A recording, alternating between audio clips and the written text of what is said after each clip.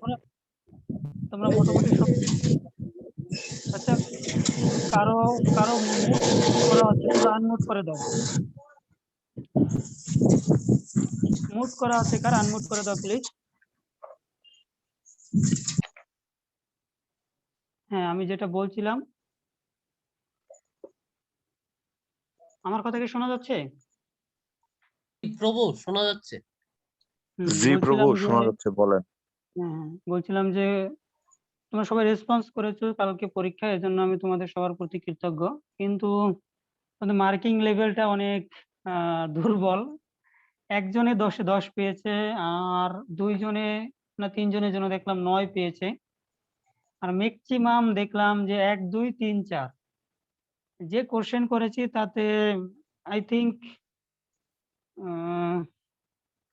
আমি মানে চিন্তা করেছিলাম যে 5-এর উপরে সবার মার্কিং থাকবে। তো যা হোক, তোমরা আজকে অনেকেই পড়াশোনা করেছো। আচ্ছা, গতকাল যে পড়াশোনাগুলো দিয়েছি তোমরা কি এগুলো করেছো সবাই? জি প্রভু, পড়েছি। আচ্ছা, গতকাল ক্লাস করনি, আজকে জয়েন হয়েছে এমন কেউ আছো এখানে?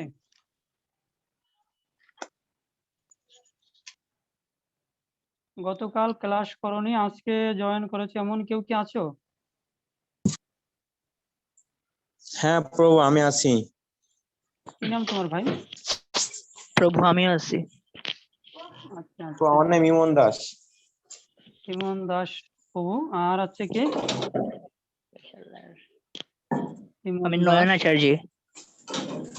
আচ্ছা, নয়ন দাস। নয়ন আচার্য। আচ্ছা, ঠিক আছে, নয়ন আচার্য। ঠিক আছে, খুব ভালো। তোমরা গতকালের ক্লাসটা করতে পারলে আরো আমার মনে হয় ভালো হতো। যা হোক, যেহেতু করতে পারোনি, তোমরা ক্লাসটা কোনোভাবে রিকভার হতে পারলে ভালো। আমি অল্প একটা রেকর্ড দিয়েছি, ওটা দেখে নিও তোমরা কাইন্ডলি।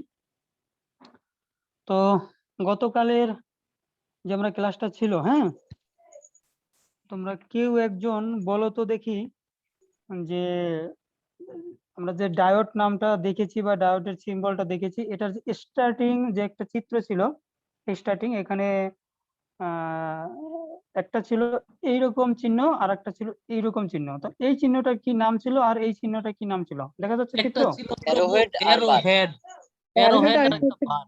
একটা অ্যারোহেড আর একটা বার। অ্যারোহেড হচ্ছে প্রভু দিক নির্দেশক, আর বার হচ্ছে মানে বাধা প্রাপ্ত হয় এরকম কোনো জিনিস। রাইট, রাইট, রাইট, খুব সুন্দর। এই আজকে আমাদের যে ম্যাথ গুলা করবো, একটা থিঙ্কিং, কেউ যদি এই একটা থিঙ্কিং কে কাজে লাগাতে পারে, তাহলে তার টোটাল টোটাল ডায়োড খুব সিম্পলি সে সমাধান করতে পারবে, শুধু একটা একটা নলেজ, অ্যারোহেড আর বার। তো আমরা আরেকটা জিনিস জেনেছিলাম যে ডায়োড কি কি এলিমেন্ট দ্বারা তৈরি হয় নরমালি?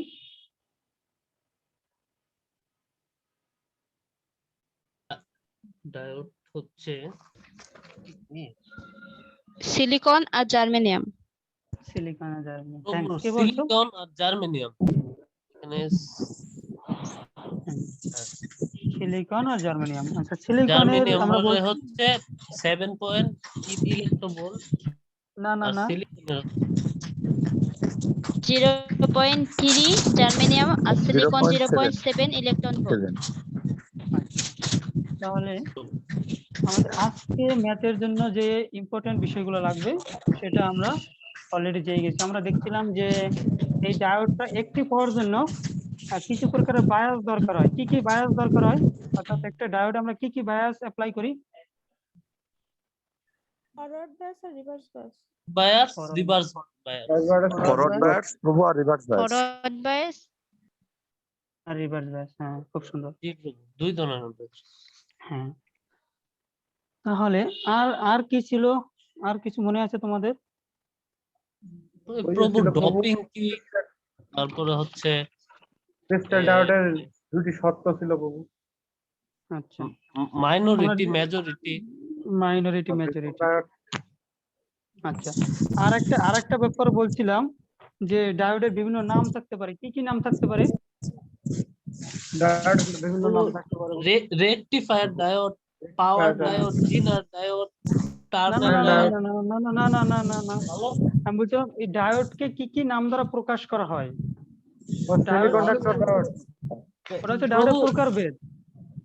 হ্যাঁ, হ্যাঁ। প্রভু সেমিকন্ডাক্টর বলা ডায়োডকে হয় পিএন জাংশন বলা হয় সেমিকন্ডাক্টর বলা হয়, রেক্টিফায়ার আর অ্যাম্পলিফায়ার হিসেবে ক্রিস্টাল বিবেচনা ডায়োড করতে পারি না? বলা হয় খুব ছোট হইলে, তারপরে আচ্ছা। ফরওয়ার্ড জাংশন ডায়োড বলা হয়। আর একটা তোমরা যেটা বলনি সেটা হচ্ছে ভ্যাকুয়াম ডায়োড। জি জি জি প্রভু, vacuum diode. Vacuum diode. Vacuum diode. Vacuum. আচ্ছা, ঠিক আছে। খুব সুন্দর। তার মানে তোমরা এগুলা দেখেছো একটু একটু, এই জন্য খুব ভালো লাগছে আমার। তোমাদের যে পড়াগুলো দিয়েছি সে পড়াগুলো কি পড়েছো? জি প্রভু। আচ্ছা, তাহলে খুব ভালো। এখন তোমাদের আমি তোমাদের আগে একটু বলি, একটু ই করে নাও, মুট করে নাও, মুট করে প্লিজ। আচ্ছা, আমি যেটা তোমাদেরকে বলবো সেটা হচ্ছে আমাদের পরীক্ষায় যে প্রশ্নগুলো আসতে পারে বেসিক্যালি, সেটা তোমরা একটু নোট ডাউন করে নাও। ডায়োডের প্রকারভেদ, মানে কি কি প্রকারের ডায়োড রয়েছে সেটা পরীক্ষায় আসার মতো পসিবিলিটি আছে। হ্যাঁ, কাইন্ডস অফ ডায়োড, ঠিক আছে, ডায়োডের প্রকারভেদ। তারপর হচ্ছে লিখেছো, লেখা হয়েছে, সবাই লিখতেছো? আচ্ছা, তারপর হচ্ছে যদি 2 মার্কের জন্য শর্ট কোশ্চেন আসে, তাহলে ডোপিং কি, ডোপিং এর প্রয়োজনীয়তা কি, খুব তাড়াতাড়ি লিখে ফেলো। ডোপিং এর প্রয়োজনীয়তা। হ্যাঁ, তারপর হচ্ছে যদি ভাইবার জন্য তোমরা নাও, ভাইবার জন্য বেসিক্যালি জিজ্ঞেস করে মেজরিটি, মাইনরিটি, সাস ক্যারিয়ার। Majority minority. আর জিজ্ঞেস করতে পারে সেমিকন্ডাক্টর কি। সেমিকন্ডাক্টর হচ্ছে কন্ডাক্টর এবং ইনসুলেটরের মাঝামাঝি যে অবস্থা। সেমি মানে হচ্ছে হাফ, সেমি মানে কি half. Semi conductor that means, অর্থাৎ যে যিনি কন্ডাক্টর এবং ইনসুলেটরের মাঝামাঝি যে সিচুয়েশনটা। ইনসুলেটর দ্যাট মিন্স সে সম্পূর্ণরূপে কারেন্টকে বাধা দিবে যেতে, ফ্লো হতে। কারেন্টের যে ফ্লোটা, অর্থাৎ মনে করো যে এই একটা এলিমেন্ট রয়েছে, এখন এই এলিমেন্ট আমি কিভাবে, প্রভু সেমিকন্ডাক্টরটাই তো অর্ধপরিবাহী না? হ্যাঁ, অর্ধপরিবাহী, অর্থাৎ সে সেমিকন্ডাক্টর অর্ধেক কি? পরিবাহিত হবে।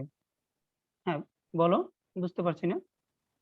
বলেন যে সেমিকন্ডাক্টর কি, ওই 4th নম্বর প্রশ্নটা ভাইবার জন্য।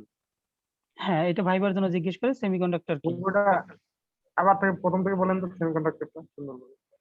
সেমিকন্ডাক্টরটা হচ্ছে, দেখো এই একটা কন্ডাক্টর আছে, দ্যাট মিন্স একটা তার আছে এখানে, হ্যাঁ, দেখা যাচ্ছে না, এই একটা জি তার প্রভু, আছে। দেখা যাচ্ছে। হ্যাঁ, এখন এইখান থেকে আমি মনে করো 5 এম্পিয়ার কারেন্ট ফলো করছি। এখন এখানে এসে দেখা যাচ্ছে যদি এই 5 এম্পিয়ারের কারেন্ট আমি পাচ্ছি, দ্যাট মিন্স এটা হচ্ছে কন্ডাক্টর। এখন এখান থেকে যদি এই 5 এম্পিয়ার কারেন্ট ফলো করার ফলে যদি দেখা যাচ্ছে যে সম্পূর্ণ কারেন্ট ফলো হচ্ছে না, অর্থাৎ দেখা যাচ্ছে 2.5 বা 2, অর্থাৎ 2.5 এম্পিয়ারের নিচে কারেন্ট ফলো হচ্ছে এবং 1.5 এম্পিয়ার পর্যন্ত, অর্থাৎ 1.5 এম্পিয়ার পর্যন্ত। যদি 2.5 এম্পিয়ারের নিচে এবং 1.5 এম্পিয়ারের উপর পর্যন্ত ফলো হয়, সেটা হচ্ছে সেমিকন্ডাক্টর, অর্থাৎ 2.5 থেকে 1.5। এটা হচ্ছে কি, এটা হচ্ছে সেমিকন্ডাক্টর। এখন যদি কি হয়, এই 2.5 এর মানে 1.5 এর নিচে চলে আসলে, তখনই আস্তে আস্তে সেমিকন্ডাক্টরের যে গুণগুলো আছে বা সেমিকন্ডাক্টরের যে লক্ষণগুলো আছে, সেই লক্ষণগুলো সে আস্তে আস্তে ইনসুলেটরের দিকে ফলো হয়। যখন এটা হচ্ছে 0 থেকে মানে 0.5 এর নিচে চলে আসে, তখন তাকে ইনসুলেটর বলে গণ্য করা হয়। ইনসুলেটর। ক্লিয়ার না? ক্লিয়ার না? ক্লিয়ার প্রভু। ওকে, তাহলে সেমিকন্ডাক্টর কি, সে আচরণটা হবে কন্ডাক্টর এবং ইনসুলেটরের মাঝামাঝি। তো এইটুক টিচারকে বলতে বলেই হবে সেমিকন্ডাক্টর দ্যাট মিন্স তার behaviour as like as conductor and insulator middle point. হ্যাঁ, মানে তার আচরণটা হবে কন্ডাক্টর এবং ইনসুলেটরের মাঝামাঝি। এটা হচ্ছে সেমিকন্ডাক্টর। হ্যাঁ, মধ্য। সেমিকন্ডাক্টর, হ্যাঁ মধ্য। সেমিকন্ডাক্টর 2 প্রকার হতে পারে, একটা হচ্ছে বিশুদ্ধ সেমিকন্ডাক্টর আর একটা হচ্ছে বেজাল সেমিকন্ডাক্টর। দ্যাট মিন্স একটা হচ্ছে ইন্ট্রিনসিক সেমিকন্ডাক্টর, এক্সট্রিনসিক সেমিকন্ডাক্টর। বেজাল সেমিকন্ডাক্টর 2 প্রকার, কালকে তোমাদের যেটা বলছিলাম, একটা হচ্ছে এন টাইপ সেমিকন্ডাক্টর, একটা হচ্ছে পি টাইপ সেমিকন্ডাক্টর। এখান থেকে বেসিক্যালি থিওরি গুলো একটু দেখবে। আর আমার দৃঢ় বিশ্বাস তোমরা যদি আমাদের ইলেকট্রনিক্স পার্টে বিশেষ করে তোমরা যদি একটু লাস্ট পর্যন্ত লেগে থাকো দেখবে এই বিষয়গুলোই আমরা বারবার রিভিউ করব। এই ডায়োডের থিঙ্কিং আমরা অ্যাপ্লাই করব রেকটিফায়ারের থিঙ্কিং অ্যাপ্লাই করব আমরা হচ্ছে ট্রানজিস্টরের থিঙ্কিং অ্যাপ্লাই করব আমরা ফেটের থিঙ্কিং অ্যাপ্লাই করব আমরা হচ্ছে অসিলেটরে। হ্যাঁ, অসিলেটরের সাথে আবার এমপ্লিফায়ার কানেক্টেড আছে। এইভাবে দেখবা যে টোটাল ইলেকট্রনিক্সটা একটা অংশের সাথে আরেকটা অংশ অঙ্গাঙ্গি ভাবে জড়িত। এবং দেখবা তোমরা যদি মানে এই আমরা বেসিক বিষয়গুলো তোমরা যদি একটু ক্লিয়ার কনসেপ্ট নিতে পারো বা তোমরা যদি একটু যুক্ত থাকো আমাদের সাথে, আই থিঙ্ক তোমরা একটা বেস্ট অবস্থা ক্রিয়েট করে নিতে পারবে এট এ টাইম। যে সেটা দেখবা যে তুমি 5-7টা ক্লাস করো, দেখবা যে তোমার ইলেকট্রনিক্স সম্পর্কে আর তোমার কোনো কনসেপ্ট গ্যাপ থাকবে না। হয়তো প্রথম তোমার মনে হতে পারে যে কি পড়াচ্ছে, কোন জায়গা দিয়ে কি পড়াচ্ছে না পড়াচ্ছে কিছু বুঝতেছি না, কিন্তু তুমি যদি একটু লেগে থাকো তাহলে দেখবা যে আসলে এটা খুব সিম্পলি তোমার কাছে ইলেকট্রনিক্সটা হয়ে গেছে। দেখা যাচ্ছে তুমি এটা 3 ঘন্টা 4 ঘন্টায় তুমি এটা অ্যান্সার করতে। এখানে দেখো তোমাদের যাদের রেজোন্যান্স বই আছে আর হ্যাঁ বলো ভাই। প্রভু এই 0.5 টা কি এটা বাধা দিবে? বুঝি নাই প্রভু সুমন প্রভু। সেমিকন্ডাক্টর যেটা বললেন, এই রাহুল প্রভু, প্রভু আমার একটা ফ্রেন্ড ঢুকতে পারতেছে না। রাহুল প্রভু, হ্যাঁ হ্যাঁ হ্যাঁ, তো আপনি কি ওখান থেকে অ্যাড করতেছেন? যে যে আসতেছে তাকে তো অ্যাড করে দিচ্ছি। ও, আচ্ছা আচ্ছা। আচ্ছা একটু খেয়াল রেখো ওইদিকে হ্যাঁ ফোন হ্যাঁ দিচ্ছে। প্রভু আমার একটা ফ্রেন্ড ঢুকতে পারতেছে না, দেখাচ্ছে host is another meeting in progress. ওটা তাহলে আগের আচ্ছা। লিংকে ঢুকতে। এই লিংকটায় ঢুকতে বলো। হ্যাঁ, এই যে এখন যে রাহুল, লিংকটা আমি দিয়েছি। ওই এই লিংকটা আরেকবার শেয়ার করে দাও গ্রুপে। হ্যাঁ হ্যাঁ, আর এইখানে যে আসতেছে আমি অ্যাড করে দিচ্ছি প্রভু, সমস্যা নেই। ঠিক আছে সুমন প্রভু, তাহলে আপনি এই লিংকটা ওই মেসেঞ্জার থেকে আবার একটা কপি পেস্ট করে দেন, ঠিক আছে?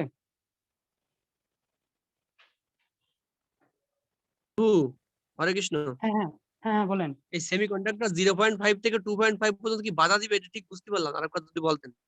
হ্যাঁ, অর্থাৎ মানে হচ্ছে এত যে ভোল্ট কি করবে এটা? না ভোল্ট না, এটা কারেন্ট। ও 0.5 থেকে 2.5 অ্যাম্পিয়ার। হ্যাঁ, এম্পিয়ার বা মানে এটা একটা রেঞ্জ এরকম দেখানো হয়েছে যে মনে করো এটা কি 0. করবে? বাধা দিবে? মানে 2.5 এম্পিয়ার কারেন্ট, কম অর্থাৎ হলে। আমরা কম হলে আমরা কি বলছি, মনে করো এখান থেকে আমি 5 এম্পিয়ার কারেন্ট ফলো করছি, অ্যাজ লাইক একটা এক্সাম্পল দিচ্ছি, মানে একটা জি, এক্সাম্পল দাঁড় yes. করাইছি যেখান থেকে আমি 5 এম্পিয়ার কারেন্ট ফলো করছি। যখন এই কারেন্টের দেখা যাচ্ছে আমার আউটপুটটা 5 এম্পিয়ার না গিয়ে 2.5 এম্পিয়ারের নিচে চলে আসলো, তখনই সেটা সেমিকন্ডাক্টর নিয়ে আচরণ করবে। অর্থাৎ এটা একটা কন্ডাক্টর যখন হতো তখন তার ও আচ্ছা। 5 এম্পিয়ার কারেন্ট ফলো হওয়ার কথা ছিল, ক্লিয়ার? Yes, yes. কিন্তু যখন সে তার অর্ধেকের কম বা অর্ধেকের কম কারেন্ট ফলো হবে, তখন আমরা এটা আর সে কন্ডাক্টর নিয়ে আচরণ করবে না, না, তখন সে কিসের নিয়ে আচরণ করবে? সেমিকন্ডাক্টরের নিয়ে। আবার যখন এই কারেন্ট ফ্লোটা 5 এম্পিয়ারের সাপেক্ষে, এটার সাপেক্ষে যখন সে 0.5 এম্পিয়ারের নিচে চলে আসবে, সে তখন থেকে ইনসুলেটর নিয়ে আচরণ করা শুরু করবে। যখন এসে জিরো চলে একদম, আসবে একদম। তখন সে একটা পূর্ণ ইনসুলেটর নিয়ে আচরণ করবে, পূর্ণ। Yes. ক্লিয়ার? হুম। তার মানে তুমি এই Yes. এক্সাম্পলের মাধ্যমে তুমি তোমার কি সেমিকন্ডাক্টর কি কন্ডাক্টর কোনটা ইনসুলেটর তুমি ক্লিয়ার কনসেপ্ট নিতে পারবে, ক্লিয়ার? এবং Yes. তুমি এটা যদি Yes. মাথায় রাখো তাহলে তুমি স্যারকে বোঝাতে পারবে, ভাইবা বোর্ড বা বিভিন্ন এইসব ক্রিটিক্যাল জোনে তোমার টিচার দেখবে তুমি বিষয়টা জানো কিনা। আমার কথা বুঝতে পেরেছো? Yes, প্রভু বুঝতে পারছি। তুমি একদম, জানো কিনা এটা এটা clear. মুখ্য ব্যাপার। হ্যাঁ, ক্লিয়ার, ওকে। হুম। আমরা ম্যাথে চলে যাবো খুব তাড়াতাড়ি। আচ্ছা, তোমরা কিছু এখানে দেখো যাদের হচ্ছে রেজোন্যান্স গাইড আছে তাদের কিছু টিকা আছে। এটা হচ্ছে মেবি 192 পেজ, 192 পেজ। এটা হচ্ছে নি ভোল্টেজ কি, লিকেজ কারেন্ট কি, ব্রেকডাউন ভোল্টেজ কি, পিক ইনভার্স ভোল্টেজ কি, বাল্ক রেজিস্ট্যান্স কি, পটেনশিয়াল ব্যারিয়ার কি, ডিপ্লেশন লেয়ার, কনজাংশন ক্যাপাসিট্যান্স। তোমরা এইগুলো হচ্ছে টিকা, মানে এক কথা প্রশ্ন। হ্যাঁ, নি ভোল্টেজ হচ্ছে যে ফরওয়ার্ড ভোল্টেজ প্রয়োগ করার ফলে পিএন জাংশনের মধ্যে দিয়ে অত্যধিক হারে কারেন্ট প্রবাহিত হয়, অর্থাৎ যে ভোল্টেজ প্রয়োগ করার ফলে, যে পজিটিভ ভোল্টেজ প্রয়োগ করার ফলে একটা ডায়োডের মধ্য দিয়ে অত্যাধিক হারে কারেন্ট প্রবাহিত হয়, তাকে বলা হয় আমরা নি ভোল্টেজ, মানে ম্যাক্সিমাম যে কারেন্টটা। হ্যাঁ, একটা ম্যাক্সিমাম কারেন্ট ফ্লো হয় না, আমরা সামনে দেখবো আমাদের ট্রানজিস্টরের অঙ্কে যে একটা মানে ম্যাক্সিমাম একটা ভোল্টেজ আছে। হ্যাঁ, সেই ভোল্টেজটাকে নি ভোল্টেজ বলা হয়। অর্থাৎ সহজ কথায় যে ভোল্টেজের ফলে মানে ডায়োডের মধ্য দিয়ে সর্বোচ্চ যে ভোল্টেজ প্রবাহ হয় সেটা হচ্ছে নি ভোল্টেজ। সহজে বোঝা গেল? অর্থাৎ ডায়োডের মধ্য দিয়ে পজিটিভ সর্বোচ্চ যে ভোল্টেজ ফ্লো হয় বা ফরওয়ার্ড সর্বোচ্চ যে ভোল্টেজ ফ্লো হয় সেটা হচ্ছে কি নিউ ভোল্টেজ। আর লিকেজ ভোল্টেজটা হচ্ছে অর্থাৎ রিভার্স বায়াসের ফলে। কিসের ফলে? রিভার্স বায়াস ফলে। বেসিক্যালি কি বলতো, রিভার্স বায়াস ফলো করলে কি কোনো ডায়োডে কাজ করবে? না না বাবু, করবে না। ওপেন এর কিন্তু কাজ করবে। ওপেন এন্ড কাজ করবে, কিন্তু এই যে এলিমেন্টটা, এই যে পদার্থ দ্বারা তৈরি, যে ম্যাটেরিয়াল দ্বারা তৈরি, এই ম্যাটেরিয়ালে কিছু প্রবলেম থাকার কারণে, এর ভিতর দিয়ে সামান্য একটা মাইক্রো এম্পিয়ার বা ন্যানো এম্পিয়ার কারেন্ট ফ্লো হয়। মনে করো 1 মাইক্রো এম্পিয়ার বা মিলি এম্পিয়ার, বা দেখা যাচ্ছে 1 ন্যানো এম্পিয়ার, এরকম দেখা যাচ্ছে, বা 5 ন্যানো এম্পিয়ার বা 9 ন্যানো, এরকম কিছু কারেন্ট ফ্লো হয়। আর যে কারেন্টটাকে বলা হয় লিকেজ কারেন্ট। লিকেজ মানে কি বলতো, যেটা লিক হয়ে ফ্লো হয়। ঠিক আছে? আচ্ছা, এটা অবশ্যই কিন্তু মাইনরিটি বা হচ্ছে নেগেটিভ ভোল্টেজের জন্য, রিভার্স বায়াসের জন্য। সেটা অবশ্যই নেগেটিভ বা রিভার্স বায়াসের জন্য, নেগেটিভ বা রিভার্স বায়াস এর জন্য। হ্যাঁ, এর জন্য। ক্লিয়ার না? আচ্ছা, এরপর হ্যাঁ, হচ্ছে clear। পিআইবি ব্যাপারটা খুব ইম্পর্টেন্ট, এবং এটা হচ্ছে তোমাদের মানে বিভিন্ন ভাইভাতে জিজ্ঞেস করে, বিশেষ করে বলে যে পিআইবি এর ফুল মিনিং কি? পিআইবি এর ফুল মিনিং কি একজন বলো? Peak inverse peak inverse voltage. Peak inverse voltage. বাহ, খুব সুন্দর।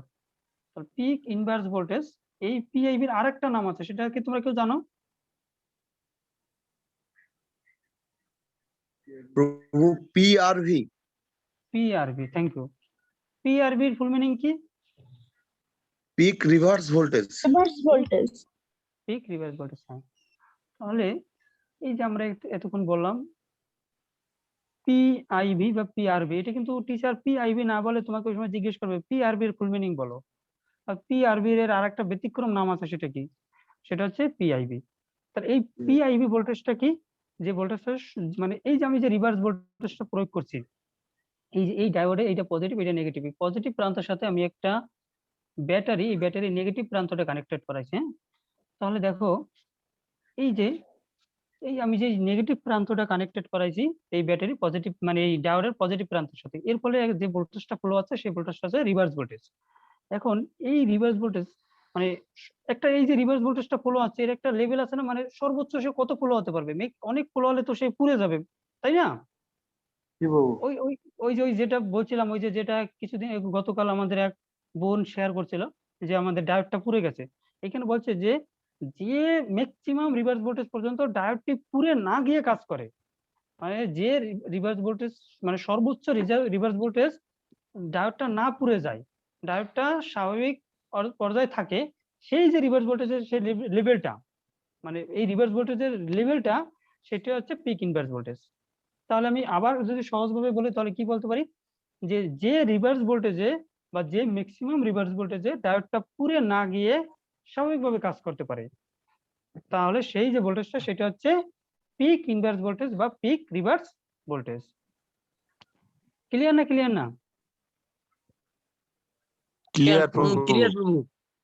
হ্যাঁ, এখন দেখো এই যে আমি যে রিভার্স ভোল্টেজটা দিয়েছি, এখন এই রিভার্স ভোল্টেজের ফলে কি একটা কারেন্ট ফ্লো হবে না? আমি যে রিভার্স ভোল্টেজটা এখান থেকে দিচ্ছি এর ফলে একটা কারেন্ট ফ্লো হবে না? হ্যাঁ প্রভু। হবে। এই যে কারেন্টটা ফ্লো হবে, যে মানে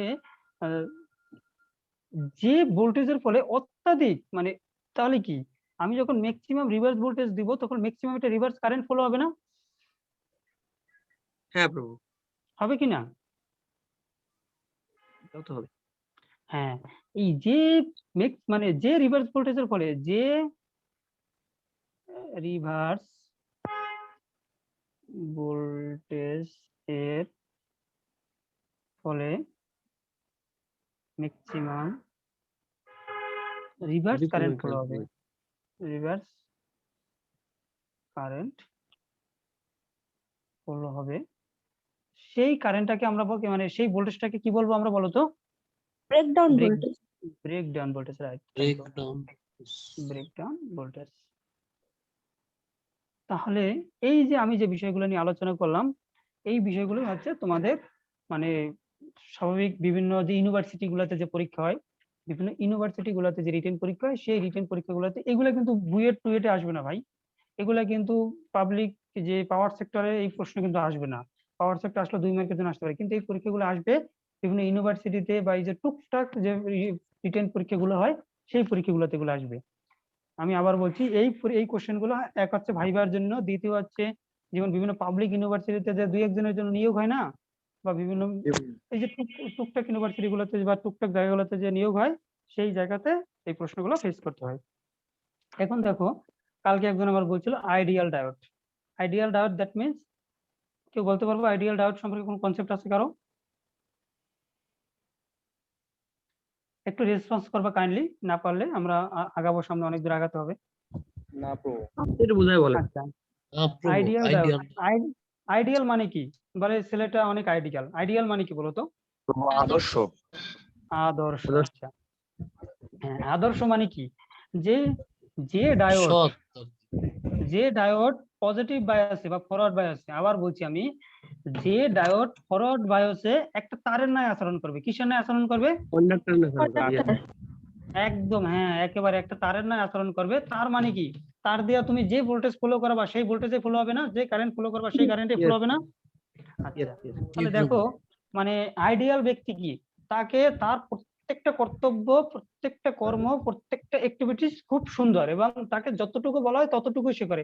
ছেলেটা অনেক আইডিয়াল, দেখছো টপ রেজাল্ট করেছে, ছেলেটা অনেক আইডিয়াল, দেখেছো সে কত ভদ্রভাবে চলছে। মানে একটা বেসিক্যালি সোশ্যাল ভাবে চলার জন্য তার যে যতটুকু সামাজিকতা দরকার সে ততটুকু সামাজিকতাই মেনটেন করে। দ্যাট মিনস যে ডায়োড ফরওয়ার্ড ভোল্টেজে বা ফরওয়ার্ড বায়াসে অ্যাজ লাইক অ্যাজ একটা কন্ডাক্টর বা একটা তারের ন্যায় আচরণ করে, একটা কন্ডাক্টর বা একটা তারের ন্যায় আচরণ করে, এবং সে রিভার্স বায়াসে সে একদম পারফেক্টলি একটা ইনসুলেটরের ন্যায় আচরণ করে। পারফেক্টলি। যদি তার কোনো গ্যাপ থাকে তাহলে সেটা কিন্তু আইডিয়াল ডায়োড হবে না। তাহলে একটা আইডিয়াল ডায়োডের জন্য, একটা আইডিয়াল মানুষের জন্য, যেমন মনে করো কোনো ছেলের যদি 2টা র‍্যাপ কাজ থাকে, তাহলে কি তাকে আইডিয়াল ছেলে বলবে? না প্রভু। বলবে না। তাহলে একজন আইডিয়াল ডায়োডের মানে একটা আইডিয়াল মানুষের যেভাবে বিশেষ গুণ থাকতে হবে, প্রত্যেকটা ক্ষেত্রে তার পারফেক্টিভিটি থাকতে হবে খুব সুন্দর স্পষ্ট, একইভাবে যে ডায়োডের কোনো প্রকার রিভার্স মানে কারেন্ট থাকবে না, রিভার্স ভোল্টেজ থাকবে না, এবং সে ফরওয়ার্ড বায়াসে পারফেক্টলি একটা কন্ডাক্টর বা একটা তারের ন্যায় আচরণ করবে, এবং রিভার্স বায়াসে সে একটা একদম অ্যাজ লাইক অ্যাজ একটা ইনসুলেটর নিয়ে আচরণ করবে, সেটাকে আমরা কি বলবো? Ideal diode. আচ্ছা, আইডিয়াল ডায়োডকে আমরা কি বলবো? না প্রভু, আজও মনে থাকবে। কি বলবো? না প্রভু, ভুলবো না। তাহলে একটা আইডিয়াল প্রভু। ডায়োডে, হ্যাঁ বলো ভাই, বলো। তো রেজোনেন্স বই যেহেতু আছে, আপনার এটা শেষ হোক। এই আরেকটা টপিক ছিল আমার, এই সেমিকন্ডাক্টর ডায়োডের উপরে এখানে কিছু বর্ণনা আছে। আপনার সামনে যেহেতু রেজোনেন্স বই আছে, এইটা যদি একটু মানে আপনি বর্ণনা করে বলতেন তো, আমি ঠিক পড়লাম দুপুরবেলা কিন্তু বুঝতে উঠতে পারলাম। কোন জায়গাতে? এই যে সেমিকন্ডাক্টর ডায়োড লেখা আছে না, সেমিকন্ডাক্টর ডায়োডের তাপমাত্রার উপর সেমিকন্ডাক্টর ডায়োডের প্রভাব, সেমিকন্ডাক্টর ডায়োডের উপর তাপমাত্রার প্রভাব আলোচনা করে। যে পরম শূন্য তাপমাত্রা আর পরম শূন্য তাপমাত্রা। পরম শূন্য তাপমাত্রা হচ্ছে 0 ডিগ্রি সেলসিয়াস তাপমাত্রা। হ্যাঁ, পরম শূন্য তাপমাত্রা হচ্ছে 0 ডিগ্রি সেলসিয়াস তাপমাত্রা, ঠিক আছে? এখন এই 0 ডিগ্রি তাপমাত্রা মানে হচ্ছে স্বাভাবিক যে তাপমাত্রা, একদম ন্যাচারালি। কোভালেন্ট ব্যান্ড হচ্ছে এটা, এখন তোমার পড়াতে হলে আমার কেমিস্ট্রিতে যেতে হবে। দেখো, ঠিক নয়। হ্যাঁ, কোভালেন্ট বন্ড দ্যাট মিন্স হচ্ছে সমযোজী যে বন্ধনটা, অর্থাৎ যেমন মনে করো পানি H2O, এখন এইখানে মনে করো যে অক্সিজেন আছে, অক্সিজেন কি করছে, এটা যদি আমরা বন্ধন দেখি, এই যে এর হচ্ছে 6টা আছে। এখন দেখো এই যে 6টা আছে স্বাভাবিক, এইখানে একটা হাইড্রোজেন আছে, এখানে একটা হাইড্রোজেন আছে। এখন হাইড্রোজেনে কয়টা আছে বলো তো? বেসিক্যালি একটা আছে, একটা আছে, হাইড্রোজেন একটা আছে। এখন দেখো এই যে এই হাইড্রোজেন যখন অক্সিজেনের সাথে এই যে বন্ধনটা তৈরি করছে, হ্যাঁ, একটার সাথে একটা শেয়ার করছে, এমন ভাবে হাইড্রোজেনকে যখন তুমি চিন্তা করবা তখন হাইড্রোজেনের সাথে 2টা আছে, আবার এই যে ইটা আছে, ইলেকট্রনটা আছে, সেটা আবার অক্সিজেনের সাথেও সে দেখো এমন ভাবে অঙ্গাঙ্গিভাবে পরিচিত যুক্ত হয়ে গেছে, সে এই মানে অক্সিজেনের সাথেও সে কাজ করতেছে, হাইড্রোজেনের সাথেও কাজ করতেছে। অর্থাৎ তোমাকে আমি কিভাবে বলবো, যে তোমার হাতটাকে চিন্তা করো, হাতটা তোমার দেহের সাথেও কাজ করতেছে, আবার এই একটা হাত দিয়েই আবার সে বাহিরের কোনো জিনিসের সাথেও কাজ করতে আছে, তাই না? কিন্তু হাত কিন্তু একটাই, এই একটা হাত দিয়া সে তোমার দেহের সাথেও কাজ করতেছে, আবার আদার্স কোনো একটা এলিমেন্টের সাথেও সে কাজ করতে আছে। দ্যাট মিনস এই একটা একটা ইলেকট্রনই সে হাইড্রোজেনের সাথেও কাজ করতেছে, আবার সে কি কাজ করতেছে, অক্সিজেনের সাথেও কাজ করতেছে। দেখো অক্সিজেনের এটার সঙ্গেও কাজ সাথে করছে। এটার সাথেও সে হুম। অঙ্গাঙ্গিভাবে মানে এই বন্ডটা কি অনেক অত্যন্ত তীক্ষ্ণ না? হুম। এটা হচ্ছে কোভ্যালেন্ট বন্ড বা সমযোজী বন্ধন। কোভ্যালেন্ট বন্ড তীক্ষ্ণ আর হচ্ছে মুক্ত সমযোজী ইলেকট্রন। বন্ধন। হ্যাঁ, সমযোজী বন্ধন। এগুলো দুর্বল। হচ্ছে আমাদের, হ্যাঁ, এগুলো হচ্ছে আমাদের ইসের কেমিস্ট্রির পড়াশোনা। আর হ্যাঁ, এটা যেহেতু দেখো এই মানে একটা এটা বন্ড একটা হ্যাঁ, বন্ড এসএসসির বুঝতে পারছো এখন? বন্ধন চ্যাপ্টারে আছে প্রভু। বুঝি না। কেমিস্ট্রির এসএসসি তে একটা বন্ধন চ্যাপ্টার আছে, ওইটাতে আছে। হ্যাঁ, ওইটাতে, হ্যাঁ, রাইট। আয়নিক। তাহলে এটা তোমরা কি বুঝতে পেরেছো? তারপর হচ্ছে কোনো মুক্ত হ্যাঁ প্রভু। ইলেকট্রন থাকে না। দেখো এইটা দেখো একটার হুম। সাথে একটা যেহেতু আঙ্গিকভাবে জড়িত, আর যখন সে তাহলে আটটা হয়ে যাচ্ছে তখন সে তার সাইক্লিক বন্ড সে তো করে ফেলতেছে, পূর্ণ করে ফেলতেছে, ঠিক না? তার যে হ্যাঁ প্রভু। সর্বশেষ বন্ধন, তার মানে সেখানে কোনো মুক্ত ইলেকট্রন থাকে না। হ্যাঁ, সকল ইলেকট্রন ভ্যালেন্স ব্যান্ড অবস্থান করে। এটা ভ্যালেন্স ব্যান্ড আবার আরেকটা ব্যাপার, সেটা আমরা ওই আগে দেখেছি যে কন্ডাকশন ব্যান্ড, সেমিকন্ডাক্টর ব্যান্ড, ইনসুলেটরে ওই যে ওখানে দেওয়া আছে, দেখো ভ্যালেন্স ব্যান্ড, কন্ডাকশন ব্যান্ড। হুম। এটা আবার একটা ব্যাপার। এটা হচ্ছে এখান থেকে হুম। 3-4টা পয়েন্ট কনসেপ্ট রাখো ক্লিয়ার করে, ঠিক আছে? সেমিকন্ডাক্টর ইনসুলেটর আচরণ করে, ওই যে দেখলাম, দেখো এখানে ইয়েস। এমন ভাবে বন্ধন তৈরি করেছে যেখানে আছে সে আদার যেহেতু কোনো ইলেকট্রন দিতে নিতে পারতেছে না, তাই সে সর্বদা কি করে, তার চারপাশ সবকিছু বন্ধ, মানে সবকিছু করা আছে। তাহলে এই যেমন এইটা এখন কিসে নিয়ে আচরণ করতেছে, অক্সিজেনটা অথবা হাইড্রোজেনটা। দেখো ওই যে আমরা ওই কি কোভ্যালেন্ট বন্ড শিখছিলাম, মানে একই সঙ্গে। হ্যাঁ। কোভালেন্ট বন্ধ। কিন্তু যখন সে হাইড্রোজেন দুইটা হয়ে যাচ্ছে, অর্থাৎ তার সর্বশেষ কক্ষপথ পূর্ণ আছে, সর্বশেষ কক্ষপথ পূর্ণ আছে কোন ইসে বন্ধনে বলতো? ওটা হচ্ছে নিষ্ক্রিয় গ্যাস আছে না, নিষ্ক্রিয় গ্যাস। জি প্রভু, ওই যে হিলিয়াম, নিয়ন, আর্গন, হিলিয়াম। ক্রিপ্টন, জেনন, হুম। রেডন। হ্যাঁ, রাইট। ক্রিপ্টন। তাহলে দেখো যখন হাইড্রোজেনের দুইটা হয়ে যাচ্ছে, তাহলে তার কি সর্বশেষ যে মানে আছে সাইকেল আছে, সেই সাইকেল পূর্ণ হয়ে গেছে না? 2টা 8টা হ্যাঁ প্রভু। 18টা এরকম। আবার অক্সিজেনের ক্ষেত্রেও সে সর্বশেষ কক্ষপথ পূর্ণ হয়ে গেছে না? জি তার প্রভু। মানে কি, হ্যাঁ। তখন তারা ইলেকট্রন দিচ্ছেও না আর ইলেকট্রন নিচ্ছেও না। ইলেকট্রন যদি দেওয়া না হয় তাহলে কি সে একটা ইনসুলেটর নিয়ে আচরণ করবে না? একটা ইনসুলেটর ভিতর দিয়ে জি। ইলেকট্রন ফ্লো হতে পারে না প্রভু। না প্রভু, হ্যাঁ। জি। তার মানে আমাদের এই দেখো এখন আমার 3-4টা পয়েন্ট কি মুখস্থ হয়ে গেল না? হ্যাঁ। তার কোনো মুক্ত ইলেকট্রন, এই চিত্রটা দেখে মনে মাথায় রাখো, তার কোনো মুক্ত ইলেকট্রন নাই, সে ইনসুলেটর আচরণ করে যাতে সে ইলেকট্রন দিতে পারছে না। আবার তার যেহেতু সে দেখো এখানে খুব কঠিন ভাবে সমযোজী বন্ধন তৈরি করতেছে, তার সমযোজী বন্ধন দ্যাট মিন্স কোভালেন্ট বন্ড অত্যন্ত তীক্ষ্ণ, যেহেতু তার ইলেকট্রন দেওয়া নেওয়ার কোনো সুযোগ নাই। তার মানে কি আমার এই 3টে মুখস্থ হয়ে গেল। এই এখানে 4টে দেওয়া আছে, তুমি 3টে হ্যাঁ। হুম। জি ওকে, প্রভু। জি প্রভু। পরমাণু উপরে বলতে কি বোঝাচ্ছে প্রভু? বুঝি না। এটা তো 0 ডিগ্রি, উপরে মানে কি 0.1? 0.1 না, এটা হচ্ছে তখন হচ্ছে পরম শূন্য তাপমাত্রার উপরে। মনে করো এখানে যখন তাপমাত্রা আস্তে আস্তে বাড়ানো হবে, যেমন 1 degree, 2 degree, 3 degree, 4 degree, 5 degree, এই আর কি, ঠিক আছে? প্রভু পরম শূন্য তো 0 ডিগ্রি না, একবারে বরফ। হ্যাঁ। ঠান্ডা। প্রভু এখন থেকে মানে 0 উপরে কত ডিগ্রি পর্যন্ত যাবে পরমাণু তাপমাত্রার উপরে প্রভু? না, এটা বলা নাই ভাই, এটা স্বাভাবিক। আমরা ওই এটা ও। পরম শূন্য তাপমাত্রার উপরে আছে ন্যাচারালি যে তাপমাত্রাটা, যেমন মনে করো বাংলাদেশে কক্ষ তাপমাত্রা হচ্ছে 25 ডিগ্রি সেলসিয়াস। এখন তুমি যদি মনে করো রাশিয়াতে যাও, তো রাশিয়াতে হচ্ছে বেসিক্যালি তাপমাত্রা হচ্ছে -8 ডিগ্রি সেলসিয়াস বা 5 ডিগ্রি সেলসিয়াস। এখন এটা বলা যাবে 0 না যে চেয়েও আসলে নিচে। ওখানে হচ্ছে পরম ও। শূন্য তাপমাত্রা, কিন্তু পরম শূন্য তাপমাত্রার উপরে ওখানে যে কোনটা হিসাব করবে এটা স্থান কাল পাত্র ভেদে, ঠিক আছে? এক একটা বেসিক্যালি বাংলাদেশের আচ্ছা। সাপেক্ষে আমরা পরম শূন্য তাপমাত্রার উপরে বললে আমরা হচ্ছে কক্ষ তাপমাত্রা ধরি। পরম শূন্য তাপমাত্রার উপরে যদি সে ফিক্সড কোনো তাপমাত্রা না বলে, তাহলে আমরা কক্ষ তাপমাত্রাকে ডিনোট করি, দ্যাট মিন্স 25 ডিগ্রি সেলসিয়াস। হ্যাঁ, আচ্ছা আচ্ছা। জি এটা yes হচ্ছে প্রভু। ওই স্থান কাল পাত্র ভেদে, ঠিক আছে? এরপরে হচ্ছে তোমরা হচ্ছে যে আমাদের যে ডায়োড আছে, এই ডায়োডে যে কার্ভ আছে, হ্যাঁ, ক্যারেক্টারিস্টিক কার্ভ আছে, চারিত্রিক বৈশিষ্ট্য।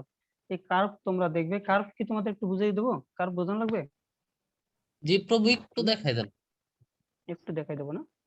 আচ্ছা, অল্প দেখো। একটু। এই কি দেখা যাচ্ছে বলো তো? এটা এক্স অক্ষ, এটা ওয়াই অক্ষ। এইটা আমরা কি এইভাবে আমরা কি পরে আসছি না? জি প্রভু, এক্স অক্ষ, ওয়াই অক্ষ গ্রাফে। হ্যাঁ, গ্রাফে। আচ্ছা, এখন এখানে আমরা আর এক্স অক্ষ ওয়াই অক্ষ রাখবো না, এখানে আমরা এইটাকে ভোল্টেজটা ডিনোট করবো, এটাকে আমরা ভোল্টেজের বৈশিষ্ট্য কার্ভ অঙ্কন করবো, এটাকে আমরা কি করবো? ভোল্টেজ, ঠিক ভোল্টেজ। আছে? আর এটাকে আমরা কি ডিনোট করবো? কারেন্ট। কারেন্ট। এখন দেখো এটাকে আমরা বলছি ভোল্টেজ, এটাকে আমরা বলছি কারেন্ট। খুব সুন্দর। এখন আমরা কি করছিলাম, যখন আমরা ভোল্টেজ এবং কারেন্ট ডিনোট করছি, তখন এইটাকে আমরা কি বলছিলাম, ভোল্টেজের পজিটিভ এক্সেস, এইটা এক্সেস কি পজিটিভ এক্সেস না, জি প্রভু, পজিটিভ আর ওইদিকে নেগেটিভ। এইটাকে নেগেটিভ। তাহলে নেগেটিভ এইটাকে হচ্ছে ভোল্টেজের একইভাবে তুমি একই চিন্তা করো, এইটাকে হচ্ছে ভোল্টেজের ফরওয়ার্ড ভোল্টেজ, মানে পজিটিভ ভোল্টেজ মানে কি ফরওয়ার্ড ভোল্টেজ, ফরওয়ার্ড ভোল্টেজ। এইটাকে আমরা বললাম ভোল্টেজের reverse voltage. Reverse voltage. Clear না? ক্লিয়ার না? সিমিলারলি হ্যাঁ প্রভু। এখানে তুমি ফরওয়ার্ড কারেন্ট বলো। ক্লিয়ার প্রভু। নিচের দিকে রিভার্স, মাইনাসের দিকে আর রিভার্স, নিচে প্লাসের দিকে reverse forward। sign।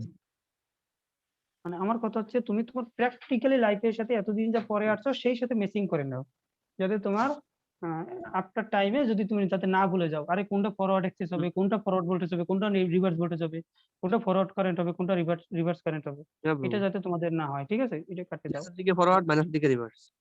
হ্যাঁ, তাহলে দেখো, মনে করো আমরা বেসিক্যালি যখন আমরা চিন্তা করব, তখন হচ্ছে আমরা এটাকে ডিনোট করব আইআর দিয়ে, সরি আইএফ দিয়ে, এটিকে ডিনোট করব আইআর দ্বারা, এটাকে ডিনোট করব ভিআর দ্বারা, এটাকে ডিনোট করব ভিএফ দ্বারা। হ্যাঁ, ক্লিয়ার? যাতে আমরা forward voltage, reverse voltage, forward current, reverse current. Clear? Okay. এরপর হচ্ছে দেখো, আমরা যখন মনে করো এই পয়েন্টে আছি, এখানে একটা ডায়োড আছে, এখানে কি আছে, একটা ডায়োড আছে, এই ডায়োড। হ্যাঁ, এখন এইখানে আমি মনে করো কোনো জায়গায় ভোল্টেজ ফলো করছি, এখানে আমি ভোল্টেজ দিয়েছি, তো এখানে ভোল্টেজ দেওয়ার সাথে সাথে কি একই সাথে কি কারেন্ট ফলো হবে না? জি প্রভু। হ্যাঁ প্রভু। তাহলে চাপ এখন দিয়েছে। আমরা এখানে যে ভোল্টেজটা ফলো করছি, এখন এই ভোল্টেজটা ফলো করার পরে যে কারেন্ট ফলো হবে, তখন আমরা সাধারণত যে ভোল্টেজটা ফলো করব, সেই ভোল্টেজটা মনে করো এখান থেকে আমরা একটা, মানে করো এখানে এইটা যদি মনে করো সিলিকন হয় বা জার্মানিয়াম হয়, যখন আইডিয়াল হবে তখন তো আমরা এখানে ভোল্টেজ ফলো করার সাথে সাথে কি হবে, কারেন্ট ফলো হওয়া শুরু হয়ে যাবে। অর্থাৎ কারেন্ট, যেহেতু কারেন্ট এদিকে ফলো হবে, আমি এখানে ভোল্টেজ দেওয়ার সাথে সাথে এরকম কারেন্ট বেড়ে যাবে, আর ভোল্টেজ এরকম মনে করো ভোল্টেজ দেওয়ার সাথে সাথে এরকম ভোল্টেজ দেওয়ার সাথে সাথে বেড়ে যাবে। হ্যাঁ, এখন ব্যাপারটা হচ্ছে ভোল্টেজটাকে এইভাবে, সরি এটা এইভাবে হবে না, এটা এইভাবে হবে। আচ্ছা, এটা এইভাবেই হবে, ঠিক আছে, এইভাবেই হবে। এখন দেখো, যদি আমি এটা মনে করো সিলিকন বা জার্মানিয়ামের সাপেক্ষে চিন্তা করি, কিসের সাপেক্ষে? সিলিকন, বা জার্মানিয়াম। জার্মানিয়াম, হ্যাঁ। তাহলে দেখো, আমি যতক্ষণ পর্যন্ত এখানে ভোল্টেজ দিতে আছি, দিতে দিতে দিতে দিতে, এই যে দেখো এই যে আস্তে আস্তে বাড়তে আছে, দিতে দিতে দিতে দিতে দিতে দিতে, যতক্ষণ পর্যন্ত 0.03 বা 0.7 না হবে, 0.03 বা 0.07, যতক্ষণ পর্যন্ত 0.03 বা 0.7 না হবে, ততক্ষণ পর্যন্ত কি ডায়োডটা অ্যাক্টিভ হবে? না। না প্রভু, না প্রভু। হুম? আচ্ছা, না, না দেখো, প্রভু, বাধা থাকবে, ইনসুলেশন। সিলিকন বা জার্মেনিয়াম দুইটারই। হ্যাঁ, সিলিকন যখন তুমি একটা আদর্শ আইডিয়াল ডায়োড ইউজ করবে, তখন তো একে ভোল্টেজ দেওয়ার সাথে সাথে কারেন্ট হয়ে যাবে, তাই না? কিন্তু যতক্ষণ পর্যন্ত তুমি ভোল্টেজ দিতে থাকবে, অর্থাৎ যতক্ষণ পর্যন্ত 0.03, জার্মেনিয়ামের ক্ষেত্রে 0.3, সিলিকনের ক্ষেত্রে 0.7, তো যতক্ষণ পর্যন্ত 0.3 বা 0.7 না হবে, ততক্ষণ পর্যন্ত তো কারেন্ট ফ্লো হবে না, হবে? না বাবু। না প্রভু। হবে না, হবে না, হবে না, হ্যাঁ রাইট। তাহলে দেখো, তুমি মনে করো এখান থেকে ভোল্টেজ দিতে দিতে দিতে দিতে এইখানে আসবে, এখানে আসার পরে তুমি যখন 0.7 অতিক্রম করলো, প্রভু তুমি যে অতিক্রম করলো, তখন এসে পূর্ণ ভোল্টেজ মানে ডায়োডটা ফরওয়ার্ড হলো। প্রভু বোঝা যাচ্ছে না, একটু হ্যাঁ, বলো। মানে আটকে গেছে তো, একটু মশা আগে হচ্ছে থেকে তো। প্রভু সাউন্ডটা অনেক কম আসছে প্রভু, একটু কাইন্ডলি যদি দেখতেন। আচ্ছা, এখন শোনা যাচ্ছে? হ্যাঁ প্রভু। প্রভু লেখাগুলো সমস্যা, লেখাগুলো। আর ছবি সমস্যা প্রভু, প্রভু, ছবি একটু সমস্যা। নানা লাগছে ক্যামেরাতে। নতুন পৃষ্ঠায় যাচ্ছি। কাটা কাটা এরপরে আসতেছে তোমাদের বলুন। বোর্ডে ক্লাস, কাটা কাটা প্রভু। এরপরে স্পষ্ট। তোমাদের এখন ঠিক আছে? না বাবু, কাটা কাটা আসছে। এখনো ঠিক হয়নি। প্রভু প্রথমে ঠিক ছিল, আগের মতো একটু। আগের মতোই তো, আমি তো কিছু সরাইনি ভাই। হ্যাঁ প্রভু, হ্যাঁ প্রভু, এবার হ্যাঁ ঠিক, এখন এবার ঠিক আছে। এখন ঠিক আছে, এবার ঠিক আছে। ওকে নাকি? হ্যাঁ জি প্রভু, প্রভু। ওকে। ওকে, হুম, এখন ওকে, আমি ওকে। বলছি এরপরে তোমাদের যদি বোর্ডে ক্লাস নেই কেমন হবে বলো তো? ভালো। ও তাহলে অনেক ভালো। জি, জি, সত্যি ভালো হবে। আচ্ছা ঠিক আছে, ও আমি সেটা আরো চেষ্টা ভালো করছি। হবে, ভালো বোঝা যাবে। আচ্ছা, সব তো একটা বড় তোমাদের বড় জন্য, হবে তো। কিন্তু কিন্তু তোমাদের তো উপস্থিতি পাওয়া যাচ্ছে না। তোমরা গ্রুপে সবার প্রভু সাথে একটু যাদের কথা বলো, ঠিক আছে? তারা আসবে প্রভু, চিন্তা নেই। হ্যাঁ প্রভু আজকে বৃষ্টি তো অনেকেই দেখা যাচ্ছে ডাটা দিয়ে নেট ইউজ করে, হয়তো জি প্রভু। টেলিটক সিম ইউজ করে এই জন্যই খুব অনেকে মানে ঢুকতে পারতেছে না, ঢুকলেও আবার কেটে যাচ্ছে, নেটওয়ার্কের প্রবলেম। ও শুধু নেটওয়ার্কের কারণে আমার 20 মিনিট লেট হয়েছে ক্লাসে পার্টিসিপেট করতে। আচ্ছা হ্যাঁ আচ্ছা। প্রভু, সবার সমস্যা। ও, এখানে কি প্রণব আছে? প্রণব প্রণব আছে? এই দেখো এদের রেসপন্সই নেই কোনো, যে আছে কি না। আছে?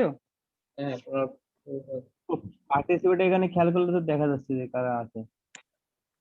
আচ্ছা, তাহলে দেখো আমি যেটা বলছিলাম, আমরা তাড়াতাড়ি আগাই, অনেক সময় অলরেডি চলে গেছে, অর্থাৎ আমরা হয়তো আর বেশি সময় আর পাবো না। তো দেখো এখানে আমি কি বললাম, এটা হচ্ছে ভিআর, এটা হচ্ছে ভিএফ, এটা হচ্ছে আইএফ, এটা হচ্ছে আইআর। হ্যাঁ, তো দেখো এই যে আমরা ভিআর, ভিএফ, আইআর, আইএফ আমরা এটা দিয়ে কি ডিনোট করলাম একটু আগে বলছিলাম।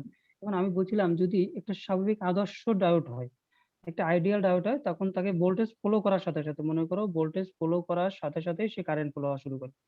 যে কারেন্ট ফলো হওয়া শুরু করবে, ভোল্টেজ ফলো হওয়ার সাথে সাথে, ভোল্টেজ ফলো হওয়ার সাথে সাথে। হ্যাঁ, এখন আমি বলছি যে যদি সে সিলিকন বা জার্মেনিয়াম হয়, সিলিকন বা জার্মেনিয়াম কিন্তু পরীক্ষায় দেবে, সিলিকনে বেশি দেয়, জার্মেনিয়াম কম দেয়। পরীক্ষায় যেটা দেয় সেটা হচ্ছে যদি সে সিলিকন দেয়, সিলিকন দিয়ে আমি বুয়েটে একবার ফেস করেছি, যদি সে সিলিকন দেয়, হ্যাঁ যদি সে সিলিকন দেয়, তাহলে মনে করো সিলিকনের জন্য এই ডায়োডটা আছে এখানে সেট করা, এখানে একটা ডায়োড সেট। এখন কি দেখা যাচ্ছে? প্রভু আমি সাউন্ডটা শুনতে পাই না প্রভু, যদি একটু কাইন্ডলি একটু দেখতেন। আমরা অন্যরা কি শুনতে পাচ্ছ? হ্যাঁ প্রভু। হ্যাঁ প্রভু। হ্যাঁ প্রভু, আমি তো শুনতে পাচ্ছি। আচ্ছা।